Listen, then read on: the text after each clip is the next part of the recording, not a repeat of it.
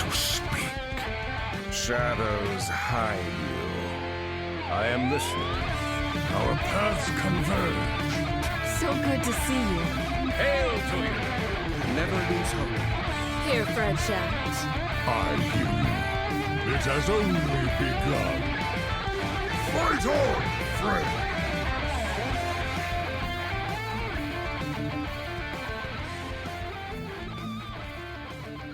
Welcome to episode 486 of Concede, a Hearthstone podcast dedicated to making the competitive side of the game more accessible to you. It is Thursday, February 27th, 2025 in the evening. Coming to you from Nomergan, Ohio, it's me, Edelweiss. From Northern Massachusetts, we have Wicked Good. Hi. From Teldrassil, California, we have Megasa. Hello. And from all around the world, we have you, dear listeners. This week's episode is brought to you by our producers, Number Theory, Crash, Beef Squatch, David P., Walu, Jeremy T., Bottlecaps, Grumpy Monk, The Burger Club, Kirk Regan, Grizzly Bear, May, SSJ5 Goku, and NY Kiwi. And by our patrons of the week, Rastiken and The Grand Arcanum. You can go to patreon.com/coinconcede to get perks like a thank you at the top of the show, early access to new episodes, one-on-one coaching sessions, and help support the show in the process. If you would like to support the show but cannot do so monetarily, please consider leaving us a 5-star review on your podcast feed of choice, as it always helps other people find the show. So, Life and Ladder. I will be brief. I fell a lot. Playing previous week mentioned, blood-ish DK, Headless Horseman. And then I decided to pick up Discover Hunter and went 8-1. So, that felt pretty good. It's extremely silly when you go spawning pool into Parrot Sanctuary into turn 3, just a board full of 3/2 Zerglings. Just so many 3/2 Zerglings. People complain about the explosiveness of the hand buff stuff and Zerglings. But Discover Hunter can do that sometimes too, and then also see giants and discover some taunts, for Weapon Rogue, or play Grifta and do the thing of getting deal 6 and then putting that in a Tide Pool Pupil and getting multiples from Rengari Scout. So yeah, it's feels like a solid deck, and it's, I think, one of the more interesting decks to play right now. Just sort of different game plans, interesting sort of varied synergies. For a while, I was playing like the aggressive Protoss Priest, and that was fun too, but a little less consistent. Or I just got extremely lucky on those 9 games. But yeah, what about you all? Well, I might need to crib that list from you because I've been trying to embrace Megasa telling me last month that I didn't need to worry so much about my rank because 3,000 was pretty much the cutoff for 11x last month. And we're going to test that theory because that's about how far I've fallen this month. And it's not been going well. I've been trying to stick with the warrior. That's been a mistake. Bladestorm does not go as far as it used to. I'll tell you that much. And Brawl is not great when everything has reborn and then comes back as big as it started because of infestors. And my opponents are much better at drawing infestors than I ever was. So, yeah, that's been a thing. I might try the hunter. I'm at any point in a storm territory right now. With being kind of on the edge, but also I don't want to lose more ranks, but I also don't really believe that 3,000 is going to be a good cutoff. So it's like, which way do I go? But I mean, worst comes to worst. I mean, the expansion seems like it's coming out on the later side. So we'll have a Franken meta to play through. I just know that I'm going to be playing a lot more of the pre-release Brawl than I am of standard, most likely. So I don't want to end up trying to climb the legend in a new meta. I know it's not the end of the world, but I would just rather not for my own mental health. But in other news, I at the final boss of Prince of Persia: The Lost Crown, and that game is very good, by the way. I won't spend a whole lot of time on it. If you have questions, I'll be happy to answer them. It is a very good Metroidvania. I think I talked about it last week. I don't remember. If you like Ori and the Blind Forest, it's about the same level of platforming skill that you need to play that game. So, but it's very good, and I'm trying to finish the final boss and then move on to, Monster Hunter Wilds comes out tomorrow, so that'll be. I'll be annoying about that for a little bit probably. I'm good. It's good to get all this out of my system before rotation, right? Just kind of get all the games that I've been kind of backing up for the last couple of months, and get them all kind of knocked out and out of the way. Maybe I'll even be able to do enough reading comprehension to play some Civ 7. We'll see. Well, speaking of reading comprehension, my grad school class on reading has really picked up the pace, and I thought I was keeping on top of all of the deadlines, and then it turned out that an assignment that I thought was due at the end of March is due at the beginning of March, which is in 3 days. 2 days? 2 days. So I'm not getting it by then because it requires actually work with the student that I literally can't schedule in the next 2 days. So, but I'm supposed to still get a draft in, so that's been interesting. It is really good working on this stuff with students, and I work with students all the time. I'm a teacher, but the more educational therapy aspect, but very stressful because I feel like I need to know everything already. In terms of Hearthstone, aggro Protoss Priest is still doing really well for me. It's almost like a superstition at this point. Like, I don't know why it should be true that across completely different cards and metas over the past 2-3 years, I always hit my highest ranks with aggro priests, but I am like in the 300s, around 300 with aggro Protoss Priest at the moment. I climbed up there and then I've been able to hold up there.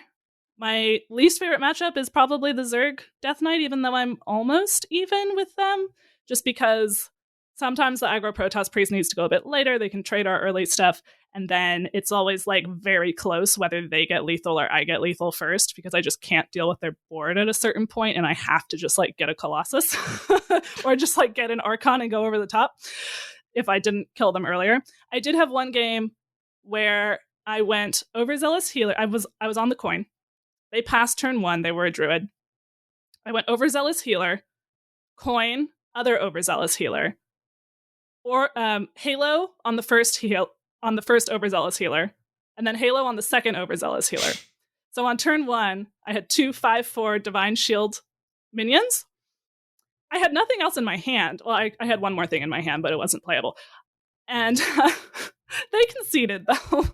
Because it's like, yes, I have no refill right now, but if it's doing 10 damage a turn, starting on turn 2. So, and they clearly did not have a way to deal with it. Sometimes if you only have 1 5/4 Divine Shield, they have like, and they're a rogue or something, they have Deafen, and then they just take care of it, and then you're very sad. But see, Bladestorm would have been great against that board. That would have been fantastic. Yeah, they're exactly the same. Then I would have been like, why did I play the second Halo? I always forget to play around Bladestorm. Yeah, I am loving the Protoss Priest. I did see World 8 streamed a match between Ridiculous Hat and Tex Muhami.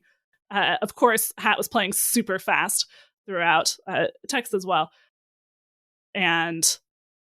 But unfortunately, we didn't get to see Hat's Protoss Priest because it had been banned, and he had Amonthul in it and was berating me for not having Amonthul in my list. So I put Amonthul in my list, but I've only played him once since then, actually. Like, I think it's Amonthul. It's criminal to not have him in your list, but it's not like an Amonthul list.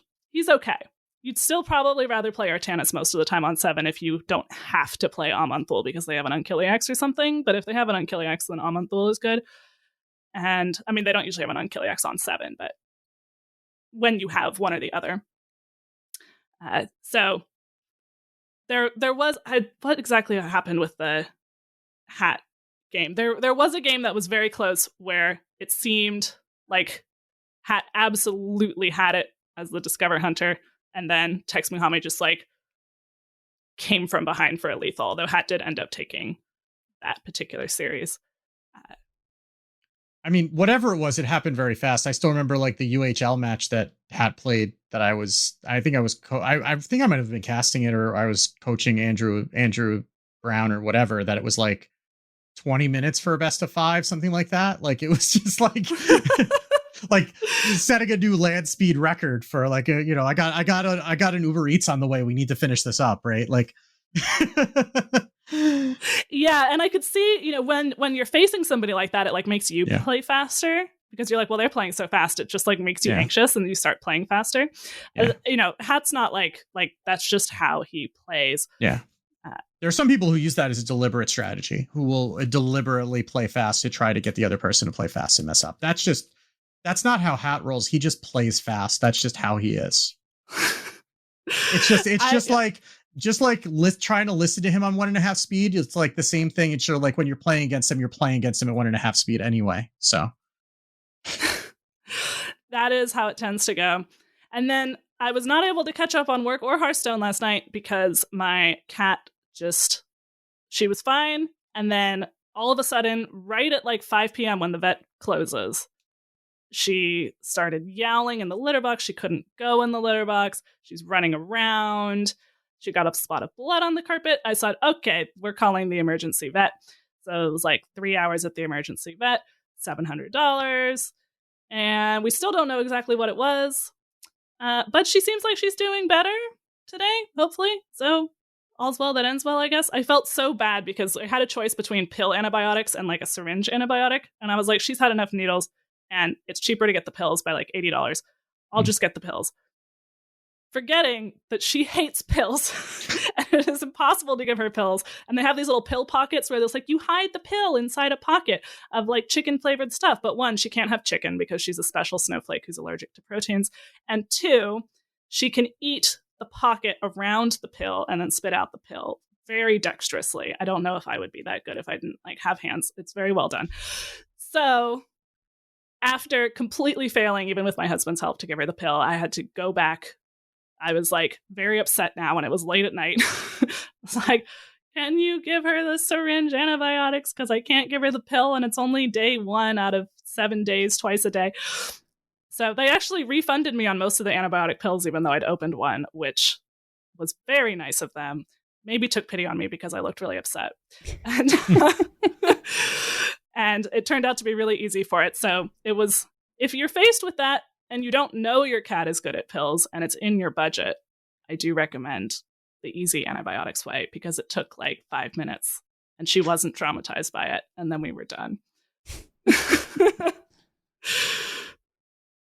Well, on that note, we can talk about some things that aren't cat related and talk about some news. Gadgets and Gazette always gets the scoop. Listen, I am nothing if not good at segues. I'll tell you, like that's, I'm a professional anyway. So we have some news and we have tournament news too, but we're going to save that for an actual tournament session. But we do have some actual news. We have a new patch that dropped today with 31.6.2. Most of it is Battlegrounds changes, which we're not going to go very in depth on because usually the Battlegrounds changes are very long and very detailed, and we don't play Battlegrounds enough to understand what is going to happen when those changes go in. So I would recommend, as always, if you are a Battlegrounds enjoyer, and you should be, Battlegrounds is excellent right now, but go read this patch notes and then you will be able to make better sense out of it. We're not going to really be able to interpret it for you. As much as I'm enjoying Battlegrounds right now, I'm almost at 5,000 MMR, which is very high just for me to have played enough to get there. But I wouldn't be able to break it down for you. But we did get a balance change. It's not a balance change per se. It's more of an announcement of an announcement, I guess. Yeah, the good old announcement of the announcement. So I'll read the dev comment. The dev comment is all that's there. There are no actual cards changing. There is just the dev comment. So I'll just read the dev comment and then we'll talk about it. There are no Hearthstone mode balance changes coming this patch. Instead, we're doing a large balance patch update in patch 32.0, including both our normal balance patch for cards rotating into wild and a sizable balance patch on cards staying in standard.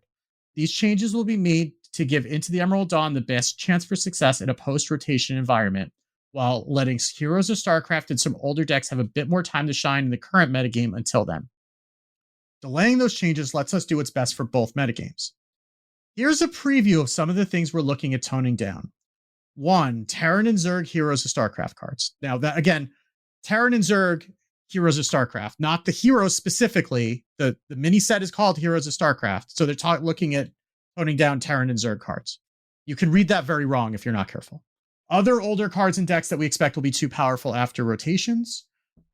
Powerful neutral legendary cards with harsh play patterns like Ziliax and Bob.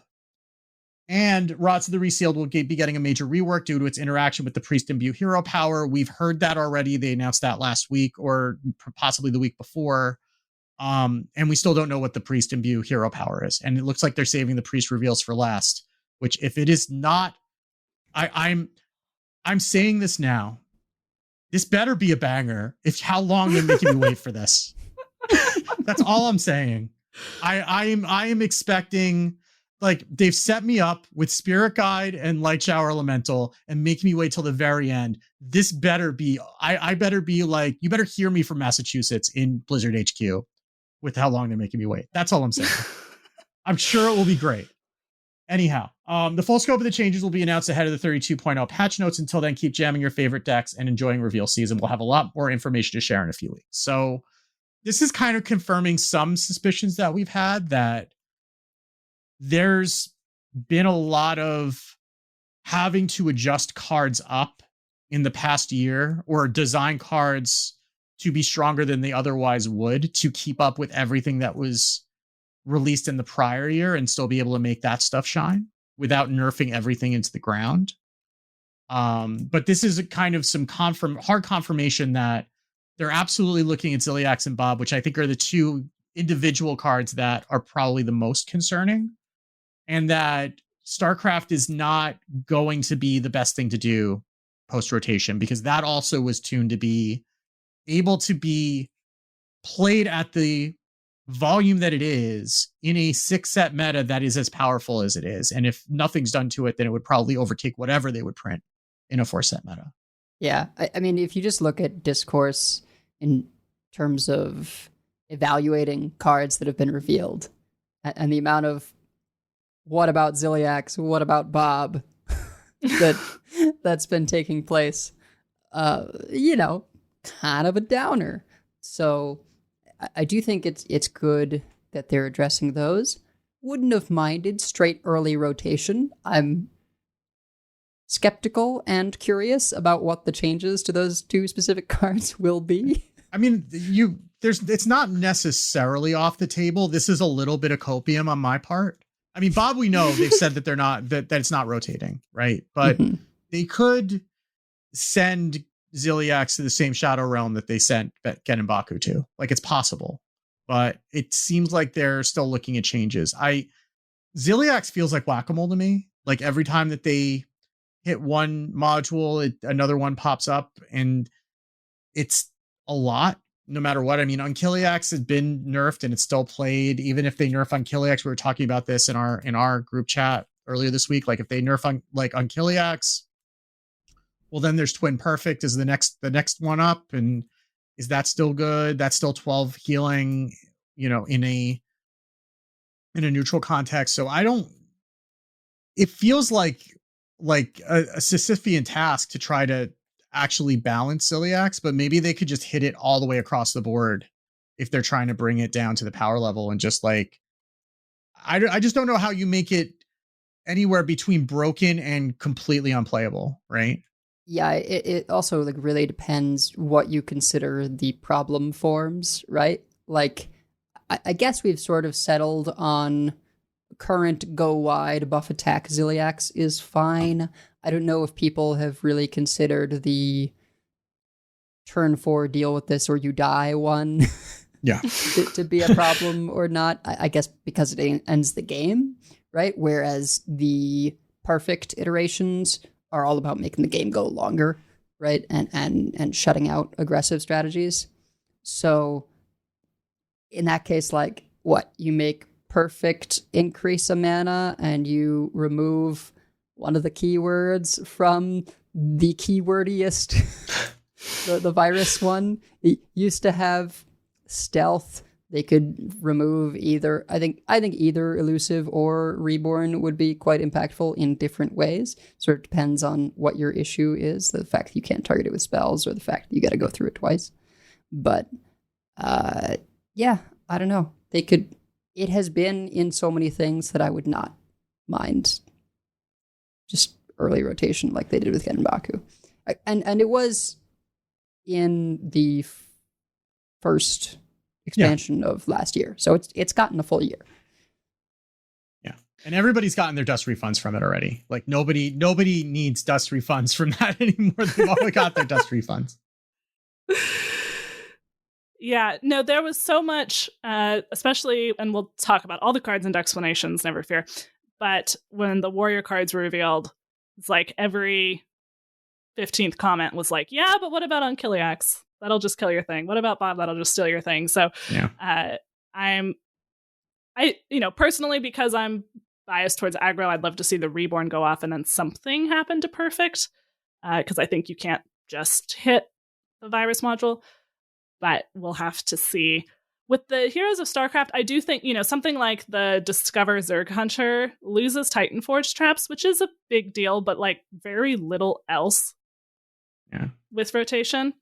And so, yeah, you don't want that to be, it's just Heroes of StarCraft 2. I do hope that they manage to hit a level where that package is playable sometimes, and it's not like completely gone, but we'll have to see.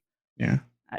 I mean, both the Zerg decks are going to get hit by rotation because also the Death Knight is losing Death Growl and Yelling Yodeler. So you're not going to be able to double up the Infestor as much. I mean, you're still going to have Brittlebone Buccaneer, but that's more or less it. But like the Terran Shaman in particular really is not losing a whole lot. Like you're still going to have Shutter Block. You're still going to have a lot of the, and it's really getting all the armor back, right? Like Warrior's still going to have Hydration Station, and it's still probably going to have Ziliax in some form or another to go along with it, right? So those two, I think, are kind of problematic. And I think just like even Arcanite Defense Crystal in general, I do kind of wonder if maybe the armor on that needs to be toned down just in general. Like they didn't call that out specifically, but having neutral 6 armor with death rattle, like recurring death rattle effects and stuff like that. And even if like there's still Carnivorous Cubicle will probably get more trigger death rattle stuff over the next year, presumably. Like I was watching Sidisi, and Sidisi had a game where he was at like 100 total health plus armor. And as a reminder, he only plays Hunter. That's not the armor class, right? And I know that's not like the best thing to do right now, but in a 4-set meta, it very well could be, and it could be kind of format warping. Yeah, it's one of those things where, particularly seeing some of the cards we'll talk about later, Death Rattle Synergy is being pushed, knowing that some silences are going out of core, that Shard is not coming back, that MC Tech is rotating, and they're going to touch Bob, which would be the primary sort of remaining response. And don't get me wrong, Bob's got to go. But if we're talking like, okay, they're empowering death rattles. Well, this is a death rattle that is pretty significant when it comes to just doing this repetitive thing of having whatever way you can, in depending on your class, to summon it over and over. Cubicle, I mean, even just by itself, that it's a taunt you have to get through that then gives them 6 armor, and then you resummon it the very next turn, and you have to do that over again. 3-4 isn't huge stats-wise, but if you have any other synergies going on, it just makes it all the more challenging. So, I mean, I was kind of on that train for a while, that it was, maybe too much armor, and I guess we'll see. But yeah, I'm really curious what the other older cards and decks that we expect will be too powerful. Because there's a world where you touch a bunch of the Terran stuff and people are like, well, let's just go back to Swarm Shaman.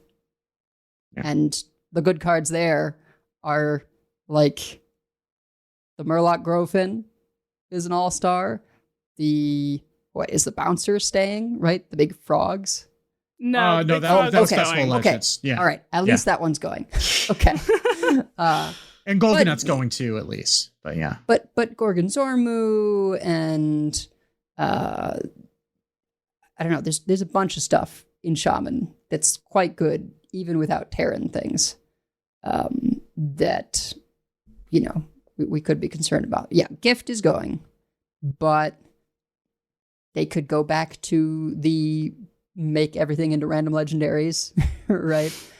Honestly, it'll probably just be a Swarm shell that gets adapted to the Shaman Imbue stuff, which is Evolve.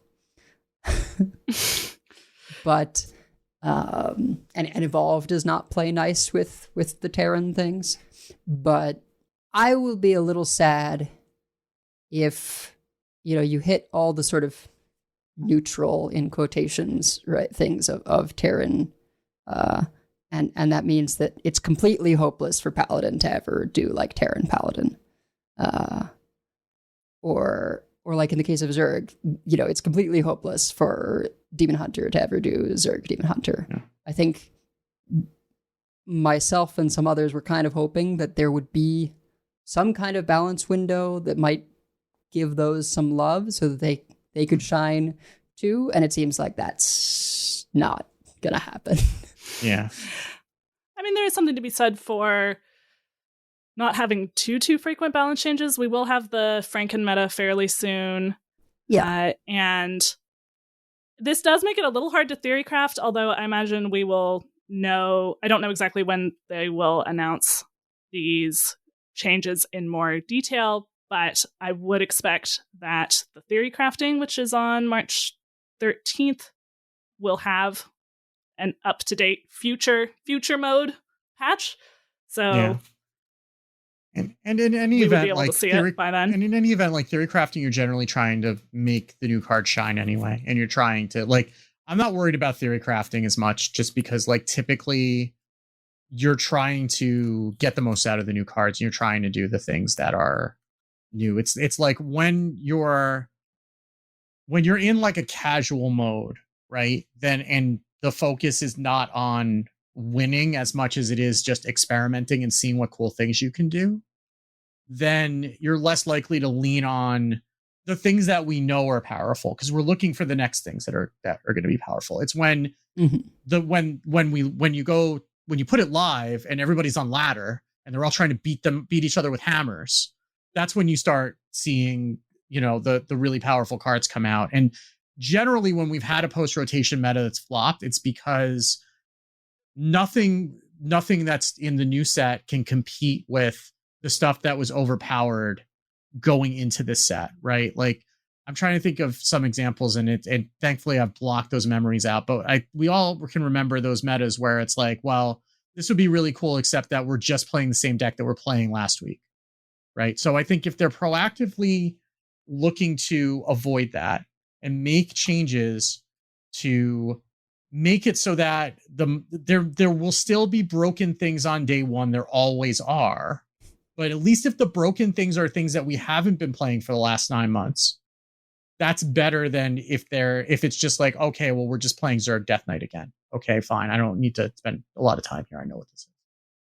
Yeah. I mean, what's hard for theory crafting is less like theory crafting for theory crafting and more like theory crafting for day one decks. Yeah. And there might be some things that, like, Chem Spell seems like it might be insane in Warrior. Is that going to get, like, hit preemptively? That would really make a big difference. Chem Spill with Ziliax is a major thing that also gets done. So what's happening to Ziliax is, right?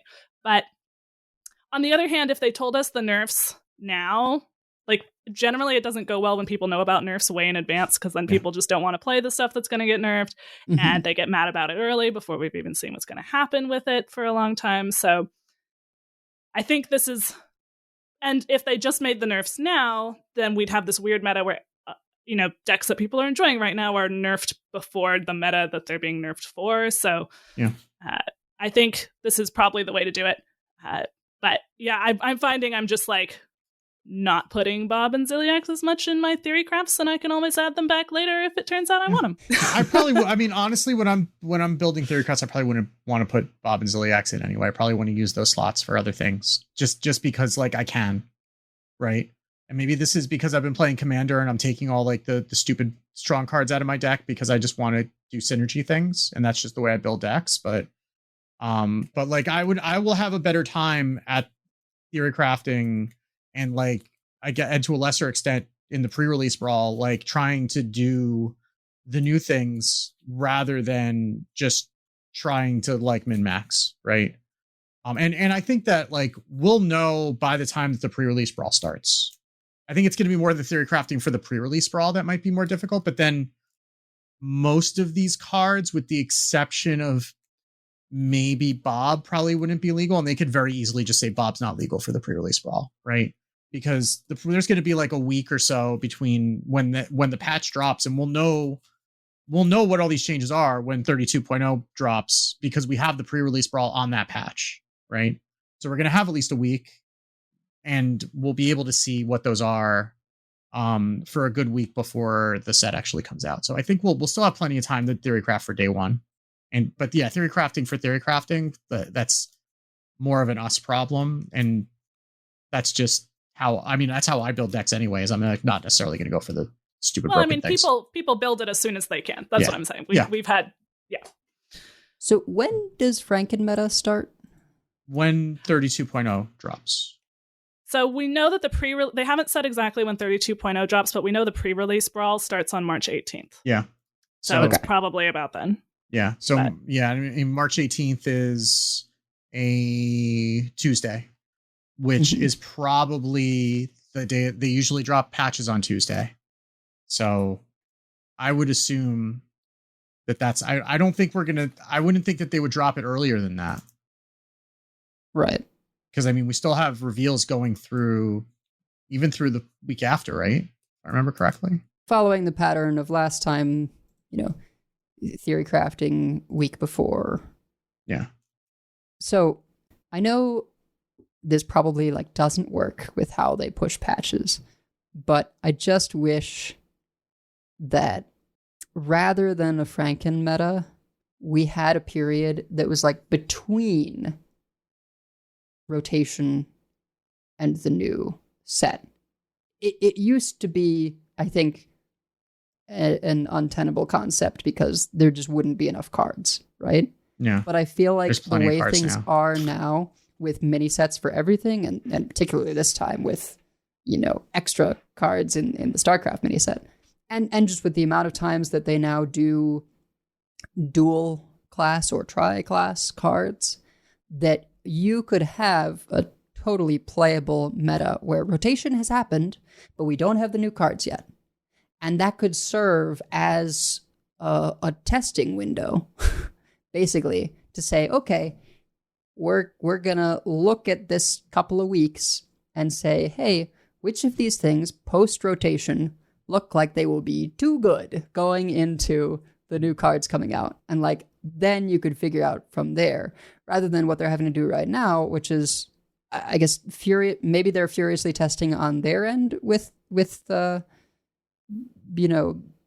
rotation basically done for them, but it's just not the same as putting out to the people and seeing like, okay, this is how things impact based on this data. We can definitively say, Infestor is still too good or whatever, right? But there's a world where they hit Infestor and actually it was leaning on Yodeler and Death Growl, and it's sort of fine with just the other tools. Maybe Viper is the problem, right? That card's insane. But I think it's good to make the new cards shine, but I'm also nervous about just diving in like this with what looks like a ton of changes without having gotten a sense of how they play out post-rotation. Yeah. I mean, I guess I'm hoping that they designed it for this year's cards, and then they tried, and then when they were doing final design, they were testing it when the meta they were going to release in and said, oh no, these are really too low, and now they're just reverting back to that, right? Because that might also be what they're doing. I don't know. I mean, I think that I would rather at least like have two swings at it, really, because like I think we kind of know what the really powerful things are, and at the end of the day, given how parasitic of synergies that that are in the StarCraft mini set, it's if those are still seeing play in high volume, if those are still like meta competitive post rotation, it's probably a problem, because those are just like, in order to build a deck that is a StarCraft deck, you have to dedicate so much of your deck to it that you just don't have room for. Like we're seeing with the imbue stuff, and we'll talk about it when we get into Decksplanations. Like you also need to dedicate a fair amount of your deck to it, and you really can't do both. So if the StarCraft stuff is good enough to choke out the new stuff, then that's going to be a problem. And it might need to be like, I made a statement that it was probably a little bit too harsh in the Discord today. What I said in the Discord was like, it needs to miss after rotation as hard as it needed to hit at launch, the StarCraft stuff. I don't think it's quite that bad, but I think that if StarCraft is still competitively viable, right, then, or at least like tier 2, that's probably a problem. I think it should be, at least some of it should be tier 2, or then you had a mini set for like 2 months or less that didn't, right? I mean, it was kind of an event set, right? It was kind of an event set, and the event's over. I know it. I know that's maybe not the way that people want to think about it, but it really did feel like this was an event set, and now the event's done, and we need to move on. It's kind of the way that I've been looking at it. People like to play new decks. That affects the play rate. And some people want, like, rotation is really difficult. Like, my husband knows that rotation is coming. There was, like, the last time that we had balance changes, he just checked out. He's also busy at work, but he's like, nothing that I know how to play is playable anymore. Like, having some things carry over is not terrible, as long as, and there always will be, as long as the new cards are competitive, people will play more of them just because there are decks right now in the StarCraft meta that are playable with StarCraft decks, but people don't want to play it. They want to play StarCraft stuff. So I hope it's not tier 4. Yeah, and I think we have to consider as well that one of the great things about this mini set is that, being a mini set, you can just get it and you have all the cards, and that goes a long way towards players who maybe aren't able to get the pre-release bundles, right? Being able to still play. So I hope they can thread the needle, because I don't want them to just say, okay, we're going to make all of these not super playable, not super competitive. Because, I mean, and like with all the cosmetics they put out for them, right? Now, it released January 21st, right? By the time the Emerald Dream comes out, it'll have gotten a solid 2 months, right? Because it'll be late March, right? I think like last week of March or something. Yeah. Emerald Dream will come out. So 2 months, I think, is normal or like decent length of time for a mini set. I think that's actually quite solid. Yeah, it's about, I mean, that's normal, right? Because it's usually about midway through the cycle that it comes out. The fact that they are doing waiting on the balance patch until the new cards come out does mean that all of it's staying extremely playable and top tier for that 2 months, right? They had totally light changes. There are certain things where it's like, well, Protoss didn't really hit. They generally only do buffs to make things hit from the most recent expansion, I want to say. I can't imagine them going partway through Dream and saying like, Protoss still isn't hitting. Let's give it a shot. Now, there's a world where rotation happens and suddenly, with the nerfs to Terran and Zerg, Protoss is top dog. That could happen too. Or I mean, Frankenmeta, it might be fine in the Frankenmeta, right? Like if they nerf, Which is 1 week. yeah, I mean, it's a week, but it's still like, If you miss that week, well, don't miss that week. There you go. I don't think that's fair. We should probably move on because we have a lot of other things. We haven't even gotten to the stuff, the good stuff yet. So this is just the stuff that's not happening. We have stuff to talk about the stuff that is happening. So again, Battlegrounds changes, card pool updates. Go read the patch notes for the details on that. The one bug fix that I wanted to touch on, there's a few of them. A lot of them are Battlegrounds fixes. And there's a visual bug where the hunter deck recipe decks were in the wrong order. That was pretty critical, obviously. But there's a collection one where they removed bugged copies of Dragon Queen Alexstrasza and Dino Tamer Bran that had signature frames but regular art that a small number of players got from packs. So those removed cards will be replaced with random wild signature cards by a separate upcoming grant. So if you got those, that's what's happening. If you did, you probably know who you are. This is not something that's happening to everybody. Obviously, you had to have bought wild eligible packs since the last patch. But if you did get those, they are going to be fixing that in your packs going forward. So just be aware of that. We also have a small shop update. Mythic Ragnaros is back in the shop. So there are several bundles now. There's a Mythic Ragnaros the Fire Lord bundle. There's a Mythic Fellfire Ragnaros bundle. Those are both $60 USD or 6,000 runestones. The regular one comes with 3 warrior. It's a red Ragnaros that comes with 3 warrior packs and 3 shaman packs.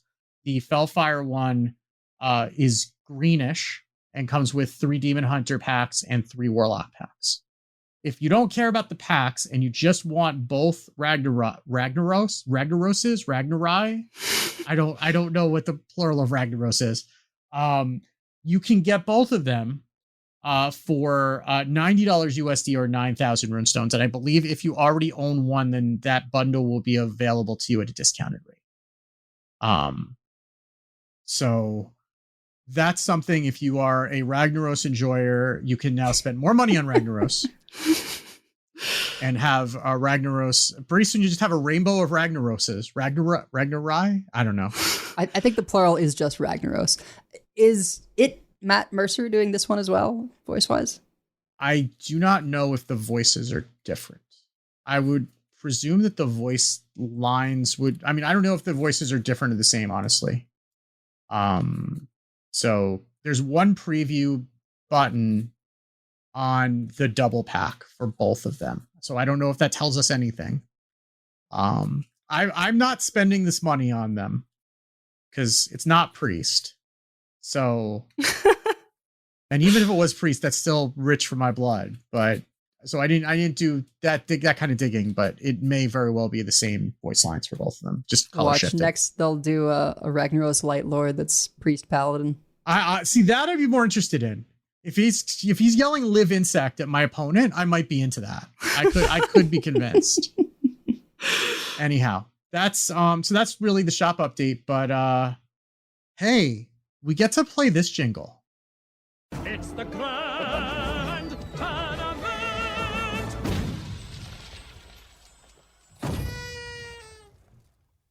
It has been too long, folks. Last time was Worlds. But guess what? We got a blog post that literally says Hearthstone Esports is back in 2025, which, we just never knew for sure.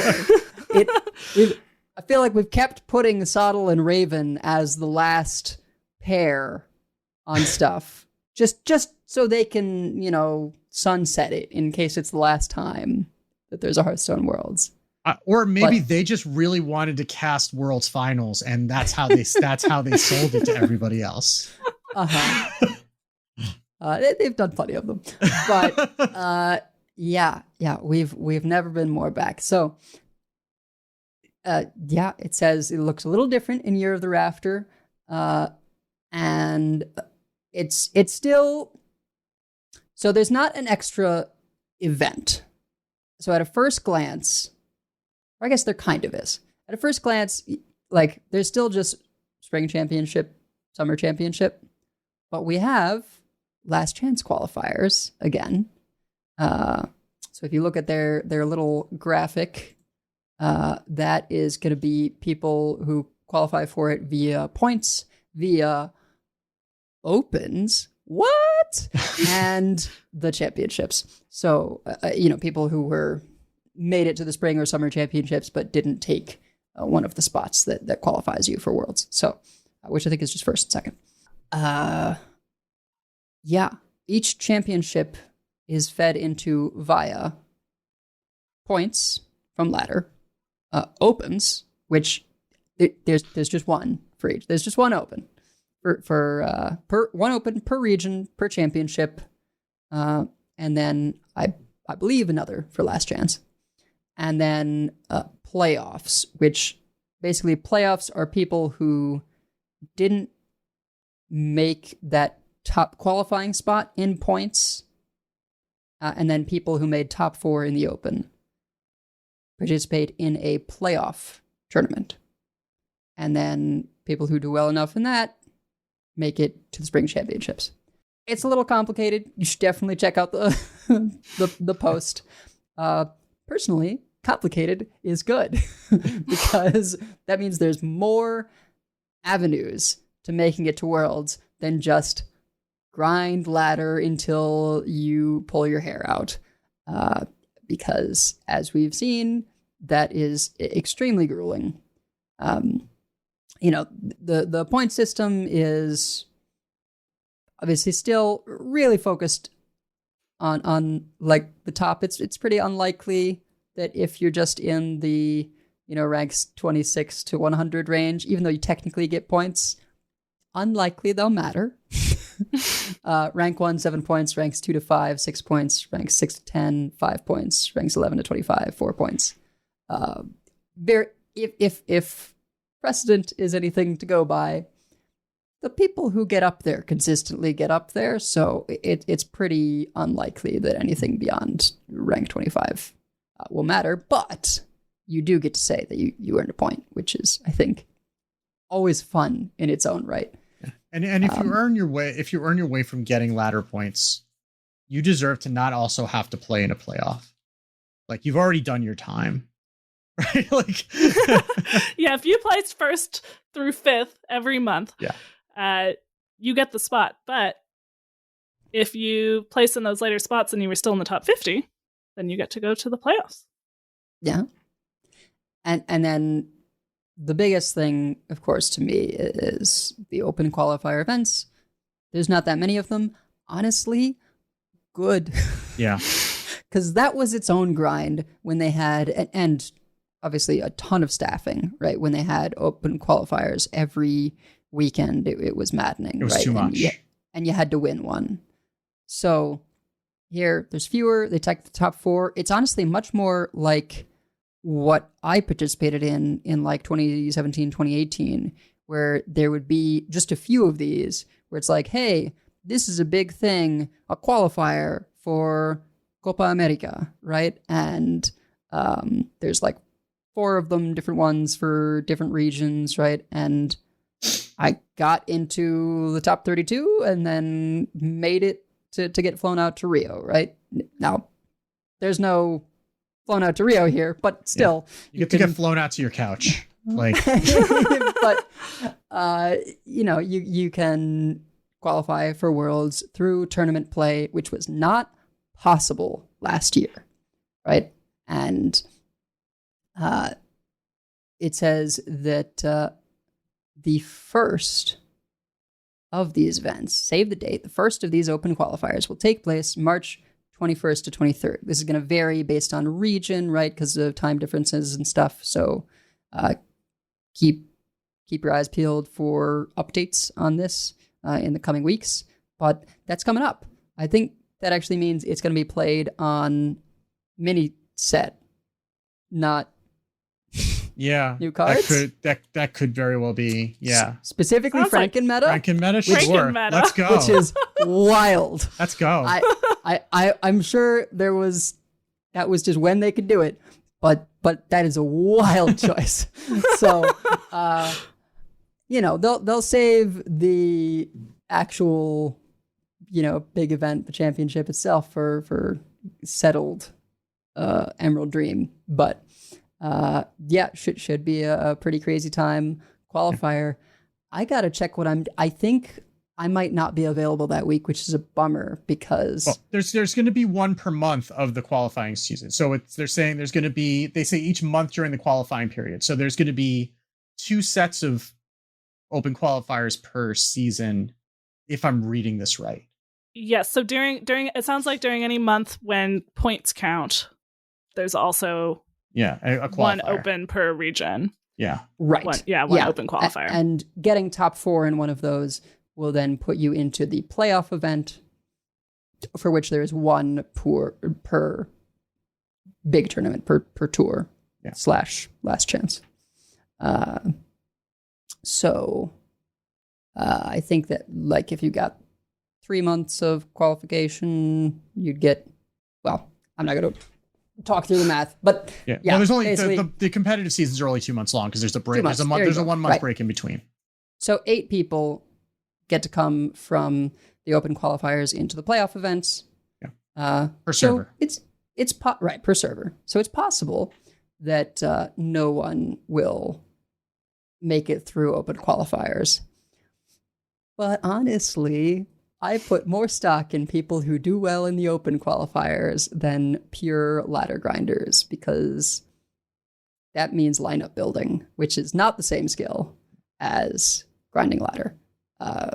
Yes, they're still all excellent players, but the only reason I made it to some of the tournaments that I did is because of open qualifiers. I would have had no shot grinding ladder because I don't work that way. Well, and just like it's the time investment, right? Like some people just don't have that much time, or they can't stay up. And like if you're on the East Coast in the US, that means that you are playing until 3 a.m. when the server flips on the last night, no matter what you're doing.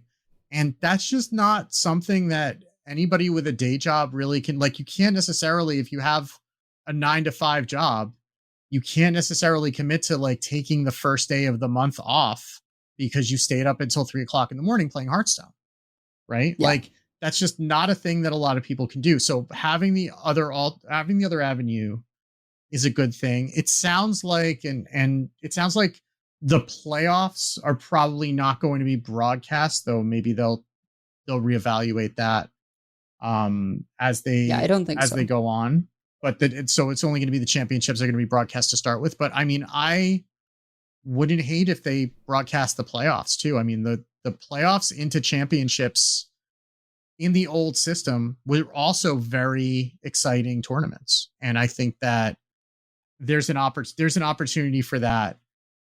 You know, we obviously want to be careful because we don't want to be like to the point where we're saturating the airways with Hearthstone competitive and such that people are not tuning into it because it's not as special, right? I mean, saturating. We've got a ways to go. Well, I mean, once a quarter with the playoffs, right? Yeah. Well, like it's three tournaments though, right? Because, or is it one?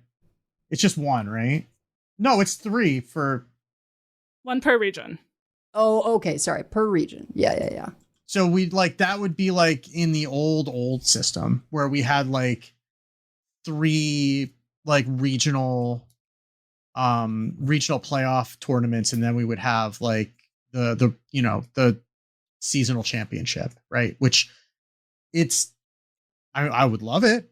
It would be great. Mm-hmm. I don't know if they want to have that much on, just in terms of potentially, diluting the viewer base if it's not like a special event, right?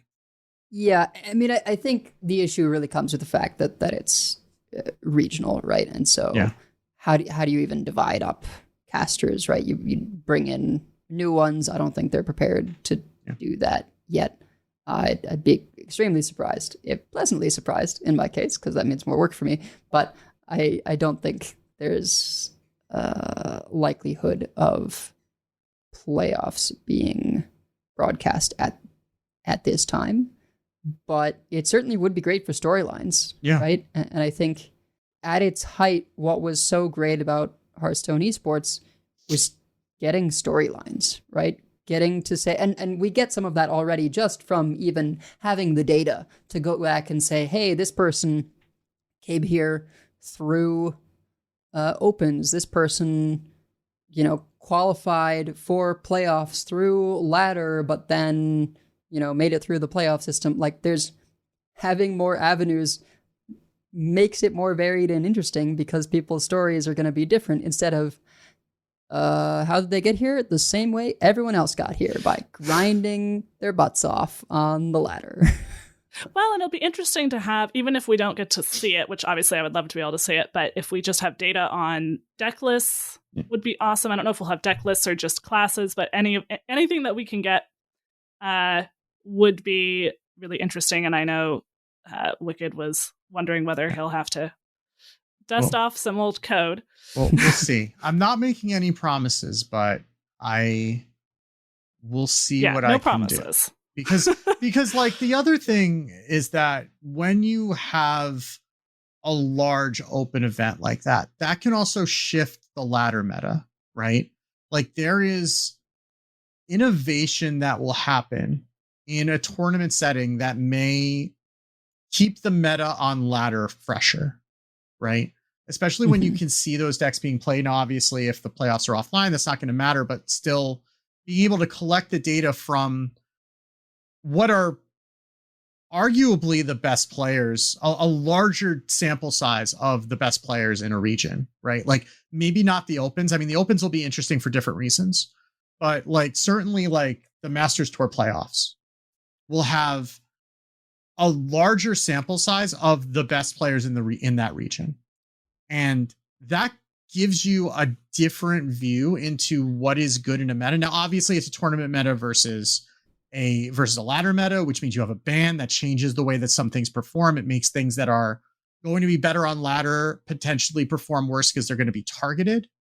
But that also teaches you how they can be targeted, right? And that sometimes opens up other avenues. So I think that having a competitive system that more people can feasibly participate in, it'll generate more data, but it'll also give more people a reason to be invested in improving their game, which is also selfishly good for people like us who are making content about getting better at the game. But when you have something that anybody can shoot their shot in, right?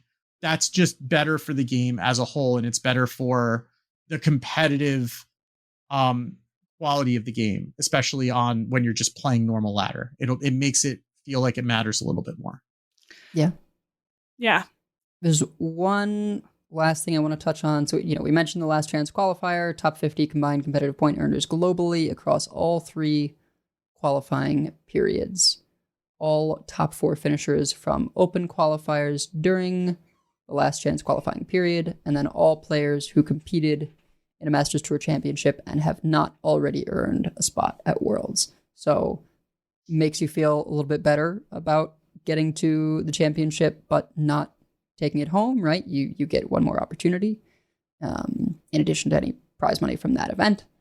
And yeah, I just, it's nice to have a backup. And now the last chance qualifier, I think there is a real chance of that being broadcast.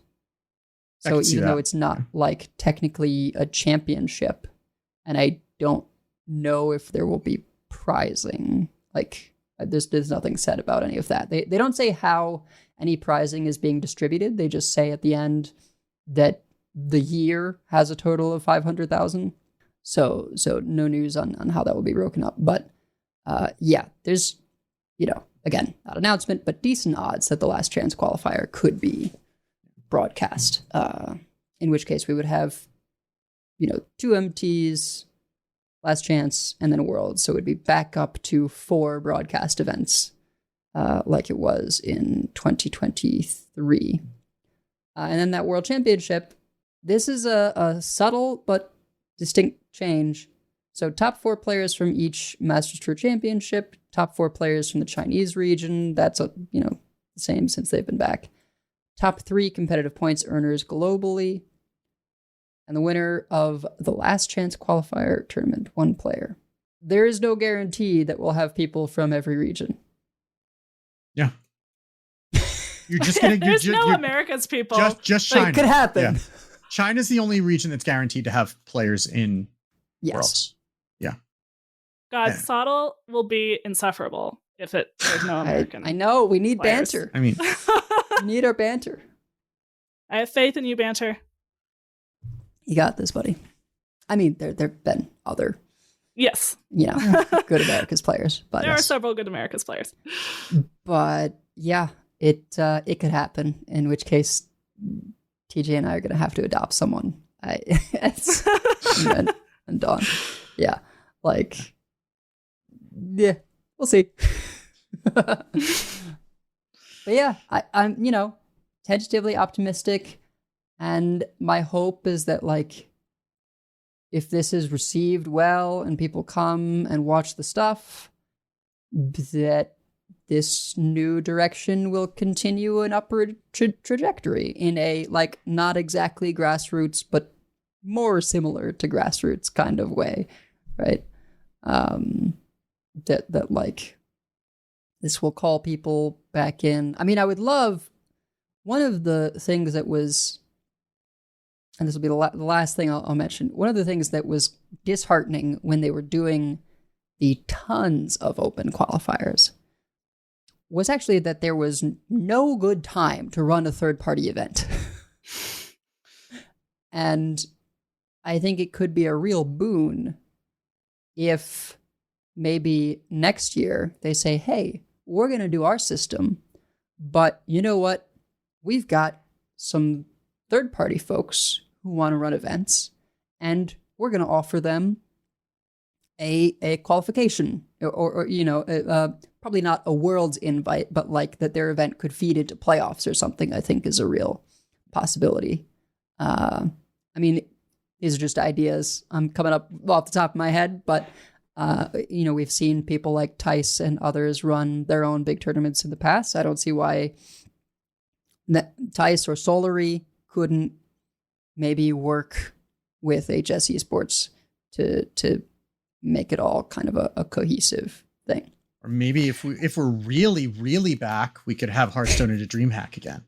Now this is pure copium. Whoa! This is pure copium. But in-person events. I think I'm going to need you to slow your roll there. Look. I'm just saying it's if we're gonna dream, let's dream big, right? And I think that ideally, I don't think you could necessarily replace the open qualifiers, but you certainly could have some sort of an auxiliary thing. If you really wanted to, I mean, if we could get that back at a DreamHack, that would be kind of coming full circle, right? I mean, that would slot right in. Yeah. Honestly. Yeah. And it does say under the Masters Tour playoffs, as we develop and evaluate the program this year, there may be opportunities to expand invitation lists to the Masters Tour playoff. Keep an eye out for event dates and any other program announcements. So that could be nothing, but they are leaving a door open for other ways to qualify. Yeah. For the playoffs. I'm sure clearly TJ wants to do as much as he can. Yeah. I mean, he was around for all this too, right? He was around for the salad days of Hearthstone Esports. And, when we had DreamHacks on the off weeks where we didn't have, when we didn't have championships. And I'm sure that he knows that that's where, maybe the money wasn't there, but certainly the eyeballs were. Right. So maybe if you get that back, and if you're treating it more like marketing than as something that needs to make money on its own, then maybe you can start doing some of those things. The thing is that doing Hearthstone at a DreamHack means that you are getting more people to see Hearthstone again as a competitive game, right? Just by being there in a substantial capacity. Because you'll have people who maybe have heard of or even play Hearthstone, but that's not why they came to DreamHack. and then they'll see, oh wow, there's a big Hearthstone thing going on. Maybe they didn't know that, right? And then they come watch, have a good time. Like, you get more committed to the game, right? Like, I mean, there was a period where I was excited to go to DreamHack to meet up with like my Magic teammates, right? Because there were Magic Arena events happening at DreamHack, but not so much Hearthstone stuff. Yeah. So, yeah. I mean, I've been privileged enough to have spectated a couple of IRL Hearthstone events, and it does hit different, right? Because there was one event at a PAX East a few years ago, and then Worlds in 2019, right? And it does hit different when you are in a crowd and you're seeing it up on a big screen and you're hearing the casters live in a big room and with people cheering around you. It hits different, and that kind of energy, if you can bring that to other people, and it's the kind of thing that's, yeah, it's a card game. It's kind of hard to follow, but also you have casters explaining what's going on who are good at explaining the game to people who maybe aren't as familiar with it. And when there's a big crowd around it, like that can actually kind of bring some people in and maybe bring some new life back into that scene, especially when you're in a place that is full of people who are there for competitive video games. Also, if we're going to talk about hard to follow, at least it's like of a pace that someone, the casters even, can explain what's happening. Yeah. As opposed to Overwatch, I got no clue. The casters are not helping me learn because it's too fast paced. Because they can't, right. We sat there at BlizzCon in 2023 in the Overwatch sort of esports area, because that was like the only place where there were chairs. They're just like, we're not chairs anywhere at BlizzCon. There was a few chairs in the Hearthstone Tavern, but like other places, hardly any. So we were sitting there and I'm sort of trying to watch the Overwatch and I'm just like, I got nothing. So then it was just like background noise while we were talking. I tried to get into it when it first started. Like I own a Boston, whatever it is. Boston, well, I forget what the name of the team is. I own a jersey from the Boston Overwatch team. And I tried to watch it. And it's just like, I got motion sick trying to watch it. And then I just couldn't follow what the hell was going on. So, it just kept changing perspective constantly. So at least like Hearthstone, you can follow. It's kind of more like League of Legends, like where it's at least you're seeing everything that's happening on the screen all at once for the most part. So if you want to learn more about what went wrong with that league, read Jason Schreier's book. Yeah. Play nice. There's a lot of ink dedicated to that for sure. Yeah. Incredible. Really a bummer to me because I was so excited. I was like, oh man, maybe esports will finally have like teams in different cities and we can make it happen. And then it just all fell apart. They were about to do that and then COVID hit. So yeah, like I was at that PAX East 2020, which was right before everything shut down. I remember going, there was the Boston Overwatch team had a booth and they were selling tickets for their, they were about to have their big home, opening. I'm like, yeah, I don't think that's going to happen. And that was the end of that. So, hey, I worked at a LAN center for a company that was trying to build LAN centers across the country when COVID hit. I get it. Yeah. But anyway, we have other stuff to talk about, mainly cards. So hopefully we'll be under 2.5. But well, Druid's one of them, so we're going to go through that real fast, probably. So okay. Yeah. Let's talk about some new cards.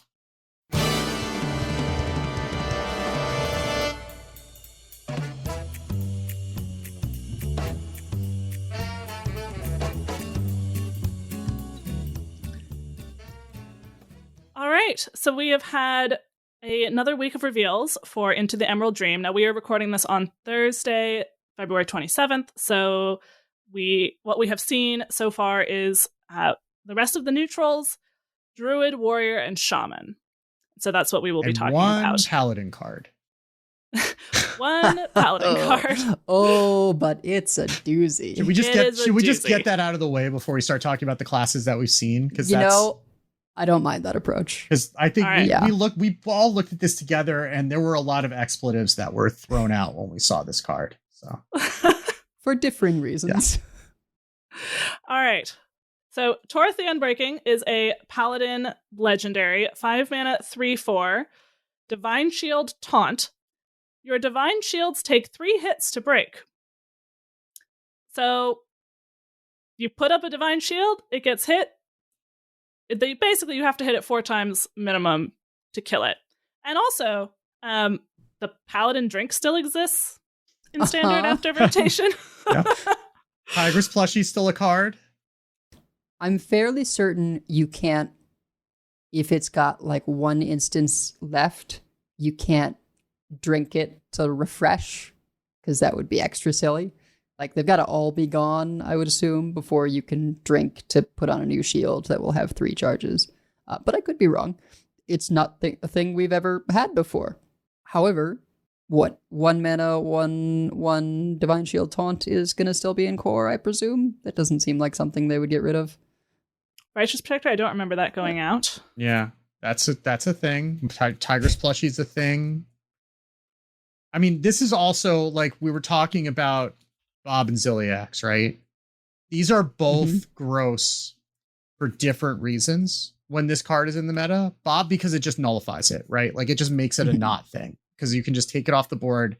Bob does not care how many Divine Shields are on top of it. He's just going to yoink it and it's gone. The perfect module has Divine Shield, and that's already a menace with when you takes 1 hit to break it. And now if that's going to take 3 hits to break it and it's got lifesteal, that's real gross with this card. I also want to point out that Painter's Virtue is a more recent card, and so this is not going to be a 3/4. Yeah, I mean, it's not going to be as easy because Instrument Tech is going out. Instrument Tech is rotating and Muscleatron's rotating. So there's not going to be, but you still have Grindstreet Outfitter. You still have Painter's Virtue. It's not going to be as consistent just because you won't guarantee the weapon on 4. Right. But yeah, there is hand buffing that's going to happen. You make it less of a hand buff deck and more a deck where you can also hand buff things with Painter's Virtue because it's a good card. Yeah. Which is fine. You make it a Divine Shield deck, apparently. Like, I mean, are we running Argent Protector? Give a friendly minion Divine Shield? Probably not, but maybe. No. We'll also have Trinket Artist. Well, we don't know what else Paladin... to tutor if Paladin really cares about Divine Shields, we might, but we don't know what else. Like, this is the thing, is that we're getting this with no other context, right? It could come with more Divine Shield stuff. We don't know yet. Yeah. Drink is enough. Yeah, but I mean, this is effectively Omidus, but different, right? Because that's kind of... I mean, this is Omidus at home, really. Which is, there's a lot of room for you to be worse than Omidus and still be a very good Hearthstone card. But because Omidus is effectively, you need a whole bunch of extra hits to get through my stuff. And now this actually cares about having Divine Shields, and it also doesn't make everything else tutus in the process. But or give everything else Divine Shield. But it's still it's going to be the same effect when you play. It also comes down for 5 instead of 7, which is a big deal. Yeah. I think Divine Shields are common enough in Paladin that this is going to be a pretty solid staple that is extremely challenging to remove. And then once you've left it, that means they get to take advantage of plushie or whatever other stuff they've got going on, or even just some other good rush thing that they then give a shield. Is the spell that whenever you cast a holy spell, you get Divine Shield? Is that staying? No, I think that was Festival of Legends. Okay. But you can still give yourself a Divine Shield with drink. Yeah. So 3 times. Yeah, I mean, that's what I think is a fun scenario of like, oh, you want to try and burn my face off now? Torith, shield myself. Come at me. This is probably not how we're doing it, but there is a new neutral card called Curious Cumulus, which has adorable art of like a big pink cloud with something going through it, making a heart shape. 4 mana, 3/5 elemental. At the end of your turn, give your hero Divine Shield. Drink is probably better, but I did want to point out that this card exists. Sure. Why not both? Yeah. We have no other context on Paladin really, but that card will make waves all by its lonesome. Yes, that card, if its job was just to hype us a bit on Paladin before we get Paladin, I think it has accomplished its job. By the way, if you are listening to this and not driving, or you are theory crafting decks, HS Guru's like cards thing or its deck builder actually has the actual 2025 core cards in it, unlike the library, which took out all the cards that are rotating except for the core isn't updated. Yeah. Also, it's the weird. library, for technical reasons, does not have Neralex or Malorn, because right now they're uncraftable. They're technically like back in the code. So, but those, you can see them in HS Guru. Do note that like some of the core cards that are going to be changed and like Malorn have the wrong stats in the viewer because in the back end they haven't been updated yet. But that's where I've been building my decks because that way I don't forget that like Curator, for example, is in core. Yeah. And was really great for, I believe, my Druid deck. I'm sorry, I theory crafted a Druid deck. There's no ramp in it. Okay. Yeah, as Druid decks go, this is my kind of Druid deck. It's like the least offensive Druid set that we've gotten in a while. It's still powerful, but it's not. It looks fun. It's not like, oh, you thought you were getting rid of wild growth, and then here's gift, and and we're still ramping. Like we didn't get any ramp. We'll start there. There's no ramp. So it's just going to be new heights and trail mix. There's the neutral treant, but that doesn't count. Which they might run. Yeah. They may very well run it. Oh, absolutely. Yeah, I mean, I think you do. I don't know how many treant things there are, but like Overgrown Beanstalk is a nature spell. So Grove Shaper. Yeah. So Grove Shaper is a new card that summons treants specifically. Yeah, after you cast a nature spell, summon a 2/2 treant with Death Rattle, get a copy of that spell. And she's a 5-mana 3/6. So I did build one theory craft that was a little bit treant based. We also still have the card that gives you 2 treants in your hand as a nature spell. So that kind of fits there. And so it is potentially possible to do a little bit of like a treant draw package. But we're kind of skipping ahead a bit because we need to start with Hamul Room Totem to say why we care about nature spells all of a sudden. Sure. Yes. Yes. So Hamul Ruin Totem is a legendary 5-mana 5/6 that says, start of game. If each spell in your deck is nature, imbue your hero power. Repeat this every 2 spells you cast. Now, if you haven't seen Druid's hero power, it summons a larger and larger man. So it starts as summoning a 1/1, and then when you upgrade it, it summons a 2/2, and then when you upgrade that, it summons a 3/3, etc. So if you have Hamul in your deck, and every spell in your deck is nature, then you will already have summon a 1/1, and then every time you cast 2 spells, just automatically, it will upgrade to 2/2, 3/3, etc. So nature spells do matter, and we got some nature spells, of course, therefore, with the set. So Horn of Plenty is 2 mana, discover a nature spell, it costs 2 less. Reforestation, 2 mana, choose 1, draw a spell, or draw a minion, hold this for 3 turns to do both. Photosynthesis is 3 mana, restore 6 health, get 3 random druid spells, and Ward of Earth is 5 mana, gain 5 armor, summon a random 5-cost minion, and give it taunt. Oh, plus we also knew about Symbiosis. Oh. Symbiosis is also nature, which is discover or choose 1 card from another class. And Hamul also, by the way, does not care if the spells that you cast are nature spells. He just cares that the spells that started in your deck are nature spells. So if you cast Symbiosis, you get to choose 1 card from another class that it's not nature. Hamul doesn't care. You still imbue your hero power after that. Absolutely. Same with like Photosynthesis, for example. Yeah.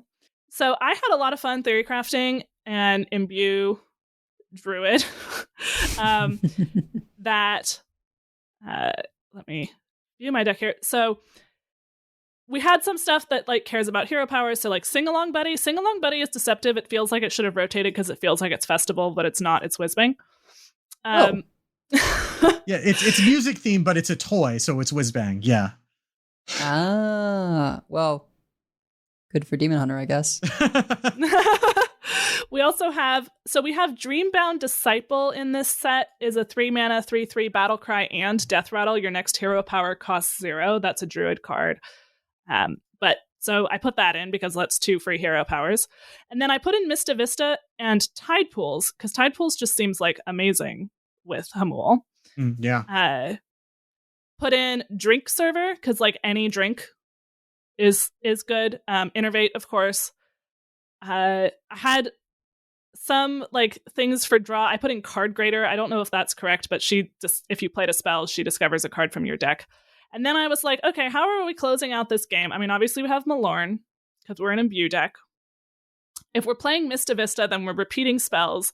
What if we have Shaladrasil and Ward of Earth? We draw it with Fey Trickster, which is a 3-mana 2/4 dragon death rattle. Draw a spell that costs 5 or more. And we tutor all these things with the Curator because we have Drink Server, that's a Murloc. We have the Fey Trickster that draws your spells is a dragon, and Malorn is a beast. And then we need something else that's expensive. Could be Ziliax if Ziliax isn't nerfed into the ground. Could be the new Forest Lord Cenarius, which is their wild god. Yeah. Could be Ysera, maybe, although I don't think you necessarily want that. And so I don't know that this is the best way to build this deck, but it seems like you're making larger and larger men. You're discovering spells to keep yourself alive in the early game. And if the larger and larger men don't win you the game, then you Shaladrasil. That was the idea. You could also run something like Daydreaming Pixie at the end of your turn, get a random nature spell. That's another thing that you could do. Wand Maker is also an option. I think she's rotating. Is she rotating? That's why the library is the library's a bit not misleading. Yeah, the library's not necessarily you could, if you really want to go, you could play Galactic Crusader. 7-mana 3/9 taunt. Death rattle gets you random holy spells. They cost 3 less. No, cut that out. No. I mean, There's no Ethereal need for Oracle is that. also a possibility too to get you more spells, right? To just draw you more spells, and the spell damage could be relevant. We do have like Wrath, I suppose. Also the choose 1, deal 2 damage, or summon 2 1/1s. Yeah, will still be in standard. Sweet and Snow Flurry is still going to be in standard too. That's the 3-mana 3/3 elemental with miniaturize Battlecry. Get 2 random temporary frost spells. I mean, that's 4 spells in one card. That's actually not that silly. It sounds stupid, but it's actually not that silly because it's fun. I mean, when you're doing this, right, you're looking for how do I get more spells in my spells, right? Because however you can get yourself more spells is going to help you. I mean, that's the same idea as Tide Pools. So I mean, like Tide Pools is 3 spells in one card. Sweet and Snow Flurry, each one is 4 spells in one card, because the big body gives you 2, and then the one cost gives you 2. Yeah, I don't know how this is going to manifest. I definitely did not realize that the spells you cast don't have to be nature. That certainly will make things interesting. But I at least appreciate that, barring the couple of times that they use the sing-along bot, you're really still only making one big dude off the hero power per turn, right? Like, you are limited by the fact that you can only hero power once per turn. I forget if we mentioned when Imbue came up that it refreshes the first time you imbue, but you do not get a refresh on subsequent imbues. So it's not like you can play 2 spells. Oh, I imbued, my hero power is back. Do that again, right? That obviously would be ridiculous. So while it is make bigger and bigger plant men, it's not quite Jade's, because it's just the one each time. You're not gonna like throw a board down all at once. Most you're gonna do 2, right? If you're doing sing along buddy, but and I think that, like, if you think about Jiraxis, right, that's when you really want to start. Like, a 2-mana 6/6 is good, right? Like a 2-mana 1/1, nobody cares. A 2-mana, even 3/3 or 4/4 is like fine. But I think like once you're getting beyond Jiraxis levels, then because remember that these don't have rush, they don't have taunts, they don't do anything the turn that you play them. So Although, maybe it's worth running Sun Fury Protector. Yeah, you could play Handlock. Yeah. Mark of the Wild is a nature spell that's coming back. Give a minion taunt and +2/+3. Yeah, that could go in. I guess it depends. I think like whether or not you consider, things like minions that give taunt comes down to, well, how frequently are you discovering Mark of the Wild? Right? Because if you're discovering Mark of the Wild enough, then you don't need more ways of giving stuff taunt. And this is a 4-set meta where Discover is going to get you what you're looking for more often because the pool is smaller. There are 13 nature spells available to you. One of them is Saladricel.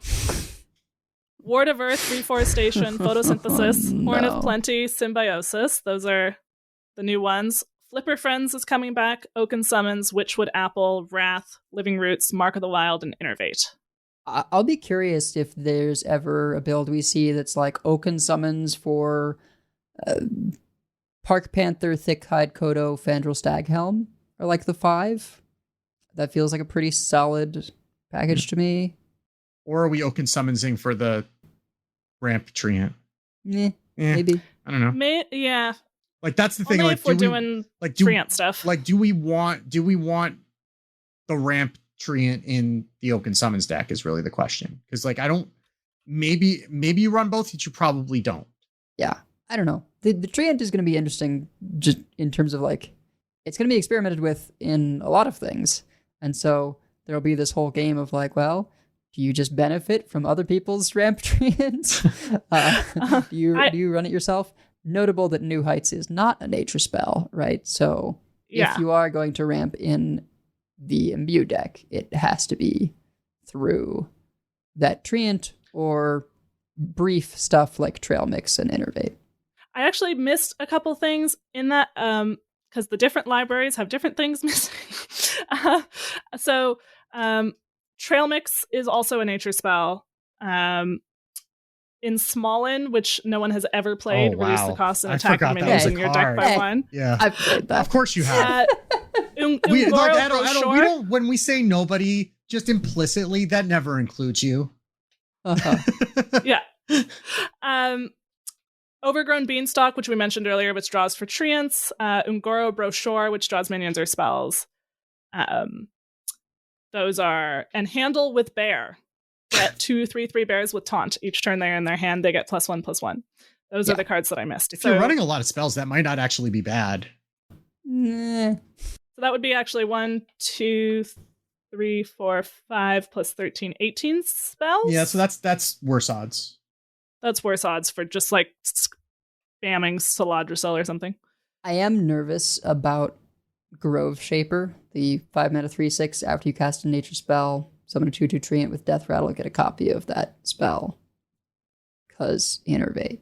And, if you Trail Mix the turn before you're going to do it, like, just the fact that you're building a board. Death Rattles are harder to silence now, and you will get back the nature spells you used. Those nature spells will likely be mana cheaty things, like Innervate. and, a Horn of Plenty, and potentially whatever, if you get a nature spell that costs 2 or less that you play off of Horn of Plenty, and you get that back too. I feel like it'll be pretty reasonable to go for some treant synergy with, Witchwood Apple and Overgrown Beanstalk, and the fact that this thing, Grove Shaper, summons treants. Like, there might be some solid ways of just getting that draw off Overgrown Beanstalk. Sometimes the nature spells you discover will give you more treants. And I think you're going to want something other than just your hero power that you do once turn. Yeah, we don't have a Bloodlust. The new... So I mentioned and then didn't actually say what it does. The new wild god that we have, Forest Lord Cenarius. He is 10 mana, so you'd kind of rather get him off Malorn. 10 mana, 5/8, choose thrice, give your other minions +1/+3, or summon a 5/5 ancient with taunt. So he can be a Bloodlust for 10 mana, plus leave a big board behind. But yeah, we don't have a lot of like buff my board, but it is a board that gives you back spells when it dies. So Lauren's just going to be in all the imbue decks. Yeah, I mean it's at so least for nuts. this meta, it's going to be. Yeah, and yeah. By the way, I ran the numbers very quickly, and if it's 18 spells in the pool, then your chances of discovering any particular one spell are 16.5%, which is not nothing, but it's not a game plan you're going to rely on, I don't think. Sure. So you probably hard run some of the give a thing taunt so that sometimes you'll be able to say, okay, it's big enough, I'm against an aggro deck, now I give my huge plant taunt. A funny thing to maybe run in this deck, especially if we're doing Treants, is Greybow. Because you've always got other minions. And you're lacking taunt, so there you go. Oh, man. I do enjoy a good Greybow, a good on-purpose Greybow. That's just I don't know, is Greybow actually a troll? Because I know Greybow's a tree, right? But Greybow ought to be a troll. Just because whenever you're playing Greybow, you're definitely trolling. I can't remember what the hero power was in Duels, but there was a Duels character where Greybow was completely insane because you always had two of them. And if you don't have a perfect AoE for the entire board at once and the opponent has two Greybows, then like they will never, ever get through you ever again. That sounds very Duels. Yes. Yes. So I played a lot of that card in Duels because that was my favorite Duels hero. Was Omu, I think, one of the Druid ones. Yeah, it sounds like Omu sounds right for something like that. Always started with that in my deck. I was the kind of person who didn't play enough Duels to know very many decks that were going around. So if I learned that something was good, then I would just hang on to it with both hands. So, but yeah, I think I am excited that we're getting a Druid that is less focused on ramp. Maybe it's, there's fewer ramp cards. There's not none, but there are fewer. Something that's kind of funny is that now Warrior has exactly as much ramp as Druid does. Because it's all either neutral or it's in perils. Well, I guess technically Druid still has Innervate, so yeah, technically Druid still has Innervate, but yeah. But yeah, Warrior has access to both Heights and Traumix and So. Ysera. Yeah. I do hope that And without Gift Wild Growth, that Dungar ceases to function until they inevitably print more ramp. We have some good right hits for Dungar. You'll still have some psychopaths who are trying to make it work. Like that goes without saying.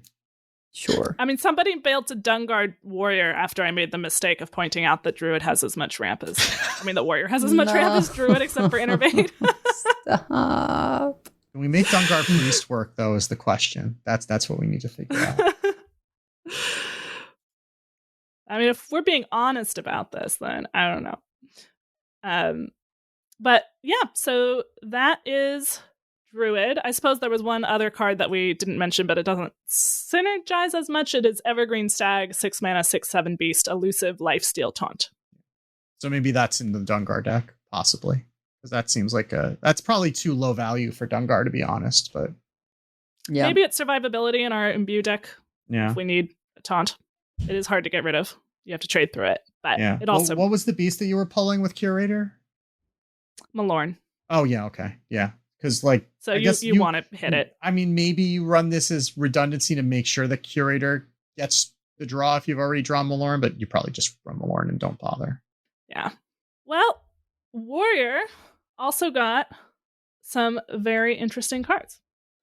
So Warrior has kind of an enrage theme here, but also kind of like a we want things to die rather than just be injured type of theme. So where do we want to start? Do we want to start with the crazy legendary here? Which one? I guess they're both crazy legendaries. We'll get to the dragons in a sec. Let's start with Tortola, the wild god. 10 mana, 130 beast with taunt and elusive. After this takes damage, gain 1 armor and give this minion +1 attack. So what you do with this is you chem spell it, right? That's what you do with it. Or you play it and then you Bladestorm. Bladestorm's going out. Oh, it's going? It is. Oh, that's too bad. All right. In Wild, you do that. We do have a new... We have Ravaging Ghoul back in core, which is a whirlwind effect. We also have Ominous Nightmares, which is choose 1, deal 1 damage to all minions, or give a damaged minion +2/+2 for 1 mana.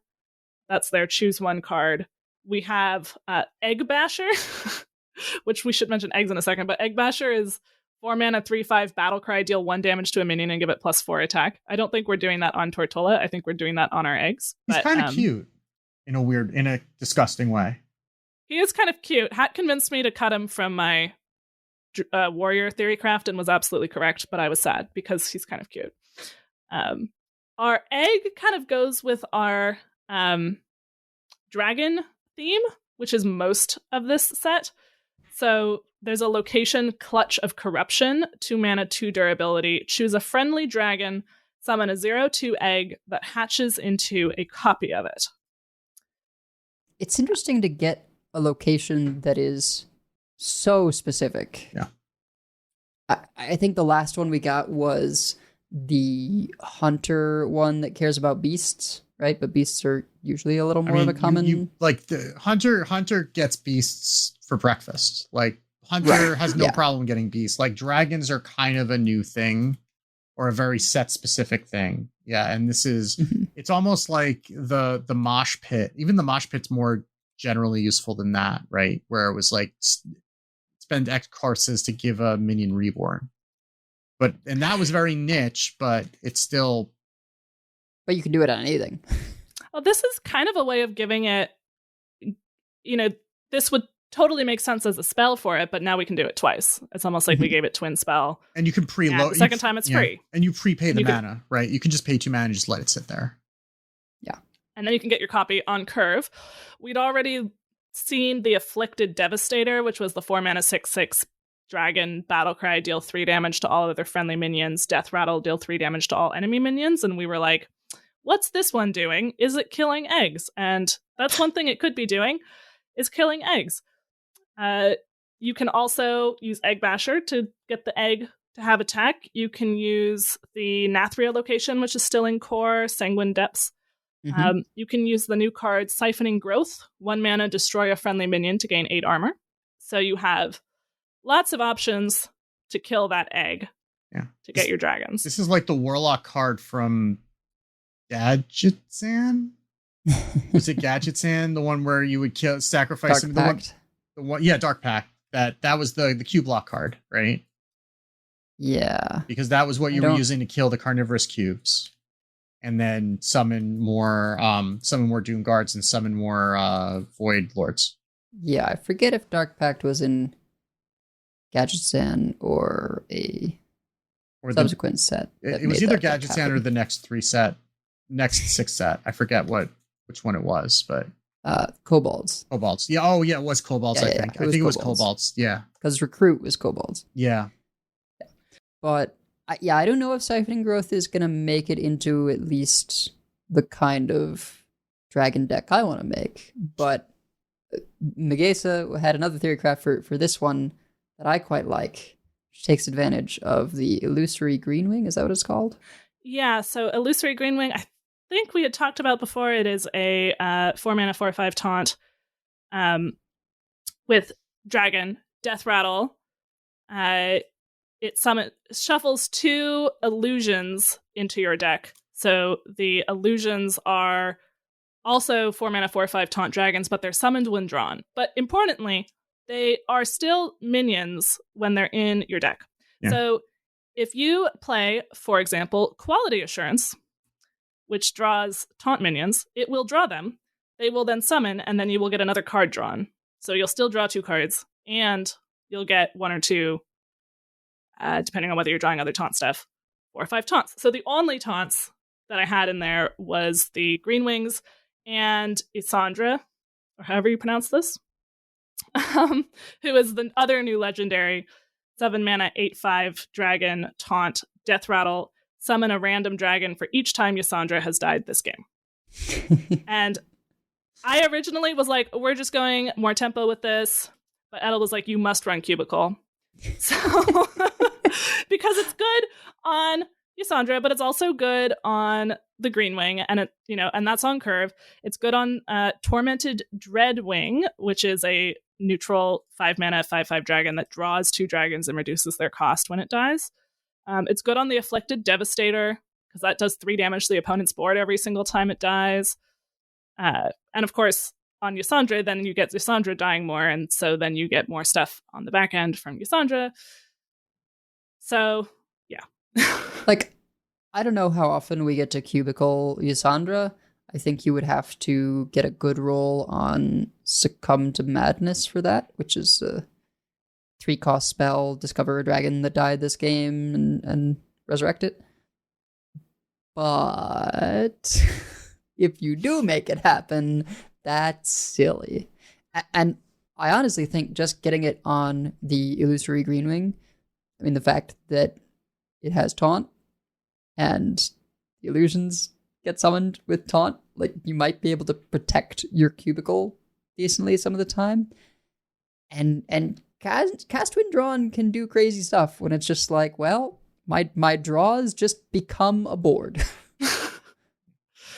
I think you could possibly get quite a few. And the Succumb to Madness, obviously you'd love to get more Ysandras, and I think there is a way to build the deck where you like really go all in on Ysandra, which of course was where Wicked's Head went to. Yeah, I mean, if I can right turn away. something like, what's the slowest possible way that I can play this deck? And then that's where my brain goes. And it's like, well, no, we're cutting all the dragons.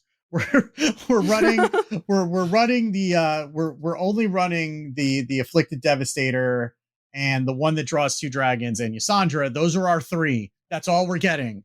And then we're gonna keep those so that whenever we discover, we're always hitting Ysandra and we're getting more Ysandras. And I want my Ysandras to get more Ysandras, and I want to have boards of Ysandras and just have them keep coming up and dying and getting boards of dragons. Yeah, and then I mean, in that case, you're doing Great Heights. Yeah. You're probably doing Trail Mix, so that you can make the Ysandra Cubicle turn happen. I mean, the fact that she has taunt is great. And anytime the thing you are doing Cubicle to has taunt is just excellent. Yes. Plus, you can run. If you're running the more sort of aggressive package, you can run like an egg package because you're already running Clutch of Corruption and ways to pop that. We also at Hat's suggestion put Slam in it because that can pop an egg, but it can also clear an early board, or it can draw you off of Acolyte of Pain because we have a bunch of little like self-damage stuff, so why not have Acolyte of Pain? And we have Brood Keeper, which is a new 2 mana 2/3 battle cry if you're holding a dragon, equip a 2/2 sword. I guess we did see that one a little earlier, but it showed us we're probably going to get dragons for Warrior, which we did. And that just is crazy for early game control. Having a 2/3 with a 2/2 sword on 2 is good. Side note, I just realized you're definitely touring into Druid for your deck, Wicked. For Hydration Station. Yeah. Yeah. She has taunt. At which point, depending on the changes, you're probably running Zillion. Yeah. You might as well. Are you not wanting to do this version yet? I mean, yeah, you could also have Tortola in there and then just get back Tortola. And then they'll just never. Oh, yeah. That has taunt and elusive. Yeah. What that's pretty good off of. That's great off a Hydration Station. Now we're talking. You know what? Now this is pod racing. Okay. All right. I've been turned back onto this, right? So you've got Chemical Spill with Tortola and Ysandra and some other taunt. Ham the Hungry. You're running Ham the Hungry anyway, because you're touring into Druid, you have to run him, right? So that's your third.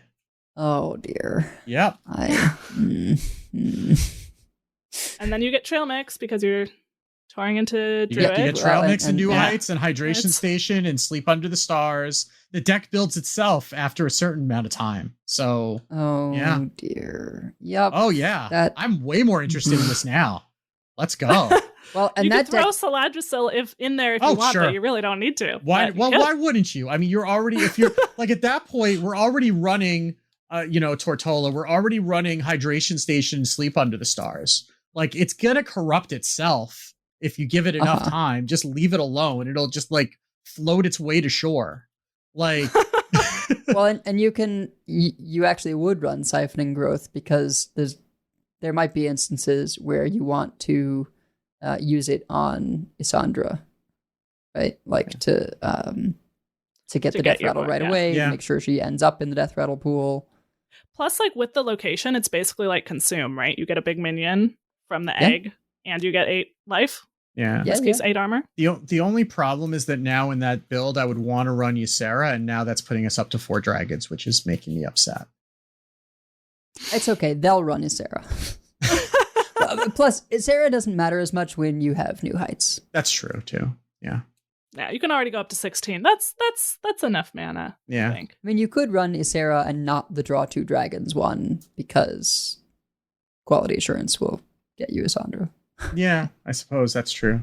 Like quality assurance will get you Isandra and Tortola. Well, it'll or ham, right? Because you have to run the 3 Or now. hand, sure, but like if those are your 3, right? Like you're running 2 targeted draw 2 cards and those, like that's consistency right there. Yeah. This is also all you can eat doesn't rotate. That's true. Yep. And you've got Beast Dragon. So yeah, we'll see what form this version takes, but I do think there will be a tempo version and a not exactly combo, but repetitive Ysandra version, a hydration station version, basically. Oh dear. Well, all right, I'm excited. I'm interested. You have my you had my interest, and now you have my attention. So yeah, it's all right. You'll lose to Ashamain sometime and quit out of the client. Well, I mean, that's just going to happen. That's just not an occupational hazard at this point. So. All right. Well, on that exciting note, we also got the full Shaman set. So first of all, we had known what the imbue hero power was for Shaman, but as a reminder, it evolves a minion on your board into one that costs 1 more, or when you upgrade it 2 more, 3 more, etc. And so we definitely got a lot of imbue related cards. So, for example, Aspect's Embrace is a 2-mana spell, restore 4 health and imbue your hero power. We'd already seen Living Garden, which is a 3-mana 2/3 elemental, imbue your hero power and reduce the cost of a minion in your hand by 1. We got this adorable new minion called Plucky Podling. 1 mana 1/2. If this would transform into a minion, it transforms into one that costs 2 more. So that's clearly meant to go with imbue. And his flavor text is, "When I grow up, I want to be a Deathwing." It could happen. And that escalates super quickly, right? Like you've imbued 1 time and it goes to 4-drop. Seems good. Well, you do have to. That would technically it would be imbued 2 times because you don't have the Druid thing that starts you out with the imbued hero power. Well, no, if you imbue once, then it evolves into a thing that costs 1 more, right? Yeah, so it's going to go up to 4, oh, right? So it would go up to 4 because 1 plus 1 plus 2 is 4. Yeah. That much math I can do. Yeah. And supposedly I'm the math teacher here. All right. The last sort of imbue synergy card that we got was Glowroot Lore. 6 mana, 6/6 taunt, costs 1 less for each time you used your hero power this game. It's kind of like that totem that it wasn't a totem, it was like the totem payoff card that discounted for all your totems. I can't remember what it was called. So I love cards like this because while it is clearly, hey, imbuing is a hero power, this synergizes with hero power stuff. It could also go in like a totem-y, go wide kind of deck, potentially like because you're hero powering enough to discount it. Like that might be far-fetched in present, but you never know, right? They could do something else with hero powers where you're using it in a different way, and now this card that was released with Imbue gets to be used in a totally different setting because you reduce it a few times, and 3 hero powers, it's a 3 mana 6/6 taunt. So when you evolve, do you evolve off the number, the green number or the white number? So is it off of like the base? So if you have a hero power that says, this evolve this into a card that costs 1 more, and you've used your hero power 3 times, so it costs 3. Does it evolve into a 4-drop or a 7-drop? 7. Okay. Yeah. Okay. I mean, in all likelihood, you've imbued. Well, yeah, I'm just trying to. We've already proven that we're struggling with math tonight, so I wanted to make the math as easy as possible. But I like that it's a juicy enough play that you don't even necessarily want this to be the evolve target, right? Like you'll do it in a pinch if like you need something better, but a cheap 6/6 taunt is good. Well, you don't get to choose, right? It's random. What? The when you're imbuing, isn't it random? It's not. Is it what it's? Oh, I thought you got to target. Let me check. Yeah, transform. Oh, it's on board. It's not in your hand. Sorry, for some reason I thought it was in your hand. Transform a friendly minion. Yeah, no, so it is targeted. My bad. Okay. No, evolving in your hand would not be good. Yeah, no. Because then you still have to pay the cost. Yeah. Okay, so then it's always going to be off the white number. But yeah, so then it's. I mean, but yeah, you play it for free and then you hero power, right? And then it's, a free 10-drop, probably by that point. Or you evolve something else and you play a free 6/6 taunt. Yeah. Yep, and then you can, as we already talked about Marithra before, but you can get that stuff back because she resurrects friendly minions that cost 8 or more, different friendly minions that cost 8 or more. Importantly, yeah, I don't know. There was lots of different ideas on like what does the imbue deck look like, but we do have like things that copy themselves or summon another thing, just like we've used in Evolve in the past. Like there's that 3 mana thing that like copies itself, and then you evolve the one that would die at 1 health, maybe. I mean, you just do battle cries, right? Like Fairytale Forest, I think is still in standard. Fairytale Forest, yeah. Right. So you're gonna do like typically when we've done Evolve Shaman, we've done battle cries with bad bodies and good battle cry effects. So you would play the battle cry, get the effect, and then turn the body into something useful because the body is generally overcosted. So that's the other thing you would do. And you can still run Turbulus into Parrot Sanctuary. Now Turbulus matters less, but for the things that you don't evolve, that because you're only evolving 1 thing a turn maximum, those are still going to have +1/+1 if you play Turbulus. And anyway, having Parrot Sanctuary is just like really good and helps us get back some of the mana we're using on our hero power. So definitely there was theory crafting involving the and Shaman, of course, always has lots of battle cry. Yeah, and like even stuff like you draw the miniaturized Murloc late, right? So it's late in the game. You top deck the 1/1. Like, yeah, you can play the 8/8, but also you could take the 1/1 and turn it into like it's an 8-drop by itself, right? Like things like that too. So I think that, I mean, that's generally what we've done is you just played a bunch of Battlecry minions and then, make them into actual threats. So you could take, Mother Duck is a 4-mana 2/3 that summons 3 1/1 ducklings with Rush. Yeah, absolutely. That's a good one. That's a good target. Yeah. That, by the way, that art is so cute, and I bet their sound is going to be so sad when they die. It's going to be devastating. You know what's going to be an interesting thing to evolve into, though? I mean, there's a lot with these wild gods, but the Shaman wild god is quite the thing to hit. So, Onara, 9-mana 5/11 beast. At the end of your turn, play the top 3 cards from your deck. Yeah. Okay. It's going to get evolved into. This is going to get pulled off of Malfurion. Or wait, whatever. It's Alorn. Yeah. Alorn, that's the one. Yeah. And it's got 11 health. It does. By the way, also, when you cliff dive it, it goes off. I believe that this before it gets put back. No. Why? Why would they do that? Let me just triple check that before. That seems Before- broken. Oh dear. Well, Okay. and we don't know what the Demon Hunter Wild God is yet, right? Okay. No. Let me triple check before we freak out that I remembered this correctly. I get to search through everything Hat has posted, which might take me just a second. Okay. Now, I assume that it targets randomly if it's a spell or a battle cry. It's like Sasquatch, I assume. So it doesn't do battle cries. But it's going to do spells. So It'll do spells would be targeted randomly, I would expect. Okay, wait a minute. I might have been wrong on this, so hold on. So someone asked, so I play Onara and end my turn. Oh, he was asking the opposite way. If you play Onara and then she plays Cliff Dive. Oh, then yeah, okay.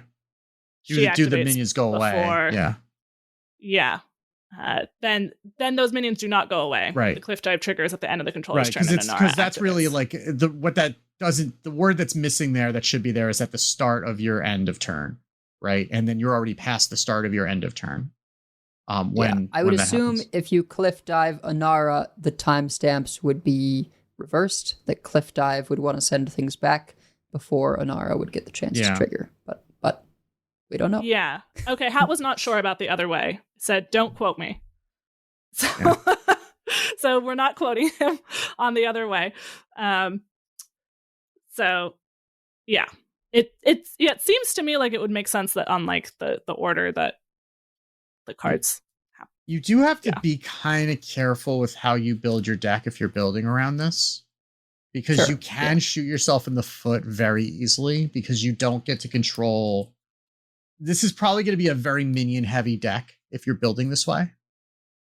Or like there is a big spell shaman support that never really got off the ground, but like we still have like Nebula, for example. Yeah, Nebula would be fine, but anything targeted would be problematic. Right. Or battle cries would be a problem. Yeah, part of the problem I was trying to build like a big spell deck in part because of Onara, but then I wanted a bunch of battle cries like Cosmonaut to reduce the cost of the spell. You can like Cosmonaut and Shutterblock is kind of fun, but then you don't want to have that played by Onara. I was even looking at like Cabaret Headliner you just get because the body, right? You don't get the battle cry, you just get the body. I assume believe so. Same way as Varian Rin. Yeah. So you don't necessarily... Yeah, you have to build something that's like death rattles or This is probably not the imbue deck. This is probably something different in that case because the imbue deck really, I mean, you don't have to build it around battle cries, but you probably ought to. And then this is incentivizing you to play anything but battle cries effectively. I suspect the Imbue Shaman deck will be something akin to Swarm Shaman, right? Just like Swarm Shaman with added, hey, sometimes hero power evolve things. Onara seems like its own thing. I want to talk about the biggest spell that we got revealed. Oh, you mean Psychic Scream? Kind of. Typhoon, 10 mana nature spell. Each minion gets shuffled into a random player's deck. 10 mana. That's a heck of a cost for a board clear, right? Like, you cannot manage on that alone. But I did have thought, which is Hagatha. And if you Hagatha, then it becomes a battle cry. And if it's battle cry, you can murmur. Although you can't, you have to do it last with murmur because murmur is going to go away after you. That's Typhoon. fine. Yeah, but it does get it down a lot sooner. And if you are doing a big spell type thing, you can like Cosmonaut it. Although I don't know that it goes well with Nebula. I mean, I'm not even thinking big spell. I'm just thinking like control shaman shell, where you've got Hagatha. Honestly, maybe it's an asteroid deck, right? Maybe those come back. You go Hagatha with the asteroid as like your mid game board clear. You've got Typhoon as a later game board clear. just so you have multiple solid things to pull from Hagatha. You run Turbulus so you can get access to Parrot Sanctuary and do the, Murmur Ceaseless or Murmur Hagatha Typhoon stuff. And I just think with the amount of limitations they seem to be creating in terms of dealing with death rattles, one That is true. that actually does that. I mean, 10 mana is tough. Wow. That's tough. We're going to want to try and work around that. What if we got to cast it 3 times, though? Are you talking about the one that gives you that? Arseer Nabundo, who opens up the Galaxy's Lens. Because, could be. If I'm spending 5 mana to summon a portal, I want to get my value out of it. I want to milk this Groupon for everything that it's worth. And a 10 mana spell seems pretty good to say, okay, you get to stick a board every other turn for the next 5 turns. Good luck. Yeah. Yeah, that is true. That's something else that you could do with Hagatha for spells. There's like Frosty Decor, of course. There's also now Spirits of the Forest, the new 5 mana spell. Choose one, summon 3 2/3 wolves with taunt, or 2 4/3 falcons with Wind Fury. So that is. I mean, that's going to be the tempo version, right? Yeah. No. I'm always thinking that way. Yeah. But yeah, Typhoon's going more in if we get a slower shell. That is a great point with Nabundo. I could totally see a world where Swarm Shaman or some more aggro-oriented or, dare we say, mid-range focused deck runs a Hagatha package with spirits and Frosty Decor, because that's just an incredible curve, right? Hagatha is like slightly down tempo on 4, but then your turn 5 is just nuts because you're getting 3 bodies no matter what. Plus, if you're running Hagatha, you could also be running Parrot Sanctuary, which will make it. Sure, yeah. If you're paying 7 instead of paying 10, if you're saving up for it, right? You're saving up for a rainy day, as it were. I was no longer talking about Typhoon. No, well, I'm still stuck on Typhoon. I'm sorry, but look, listen. There's an expensive, irresponsibly expensive spell that clears the board. I'm gonna have trouble focusing on other things for a bit, but if you are running that, you're running Parrot Sanctuary, you just save up all everything for a rainy day, literally. Then you're off to the races. 7 mana. We played Whirlpool at 7 mana, right? That's 7. It's 7 mana with extra steps, but still, a thing. That is all true. I would love. If we're doing big spells, my ideal with that 7 mana spell that gives +2/+3 to all minions everywhere. Stars align. Once upon a time, or Wish Upon a Star. Which one? Yeah, that's the one. Yeah. Wish Upon a Star. Yeah. I don't know if we have a shell that makes that work, but if we're doing big spells anyway, it doesn't go in the Typhoon deck because that shuffles them away, but it might go in a Nebula deck, I guess. Yeah, but Stars Align is a priest card, and that is thankfully rotating because it is terrible. So it is terrible. Yes. Yeah. I bet Typhoon has an excellent animation. I haven't seen it. Oh, I bet. I'm sure. Hopefully they'll have sure it. It's amazing. Have they shown a signature version? That seems like a card that should have a signature version. It'll at least have a good golden. Yeah. Yeah, there's a lot of good stuff to animate with that. Well, we are at 2 hours, 6 minutes. And I think basically covered the gist of the classes that we've seen recently. Definitely check out, some of the other neutrals and things. There's gone are the days of Worgen greasers. So even the potentially never played neutrals are always interesting and might see play. So. But we have many folks we'd like to thank. Check out our thanks section on the website at Concede.com, where you also find our contact info, our show notes, and our Patreon information. You can monetarily support our show at patreon.com/CoinConcede. Join us every week live by following us on Twitch at twitch.coinconcede.com. Join our community chats in our Discord at discord.coinconcede.com, and write into our email at coinconcede@gmail.com. Follow us on Blue Sky at CoinConcede, and if you'd like some CC swag, head on to our shop at shop.coinconcede.com. So, CoinConcedes. I will coin concede first to the people at the vet for being very nice to me. And they were coming in going, oh, I heard this was such a pretty cat. Oh, she's such a pretty cat. And she was like, my cat was calm with these people for the most part until she'd been stuck with a needle 3 times. And then she was she didn't claw, but she was like, which, valid, Phoebe. Phoebe is my cat, but you've earned it at that point.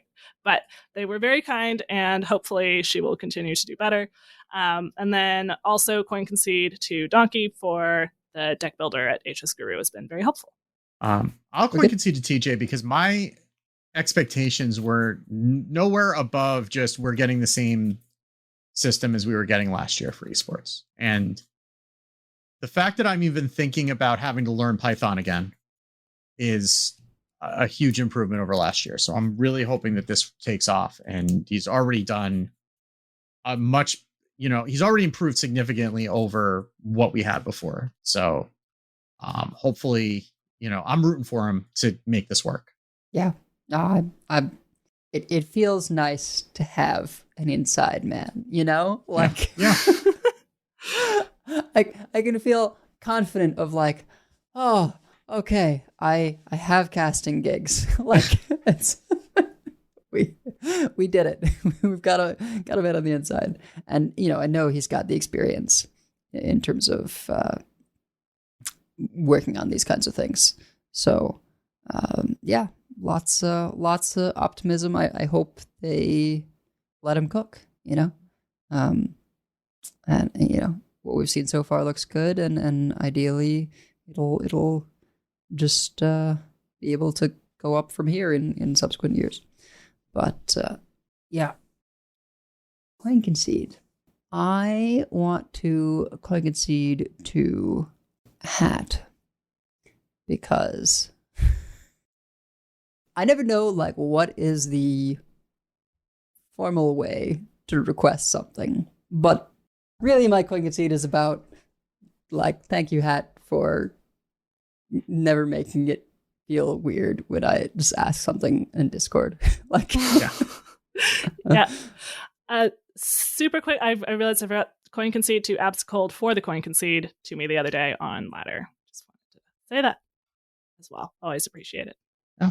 Well, I guess that's going to do it for us for this week. So until next time, keep calm and don't call it a comeback. And if you see us on Ladder, coin concede. Coin concede. Coin concede.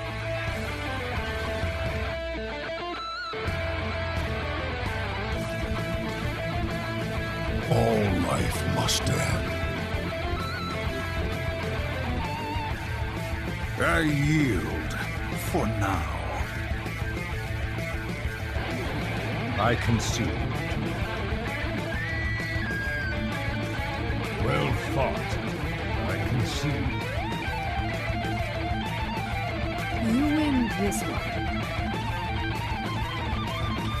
The victory is yours. You have bested me. I give up. You win this one, friend. You win this time.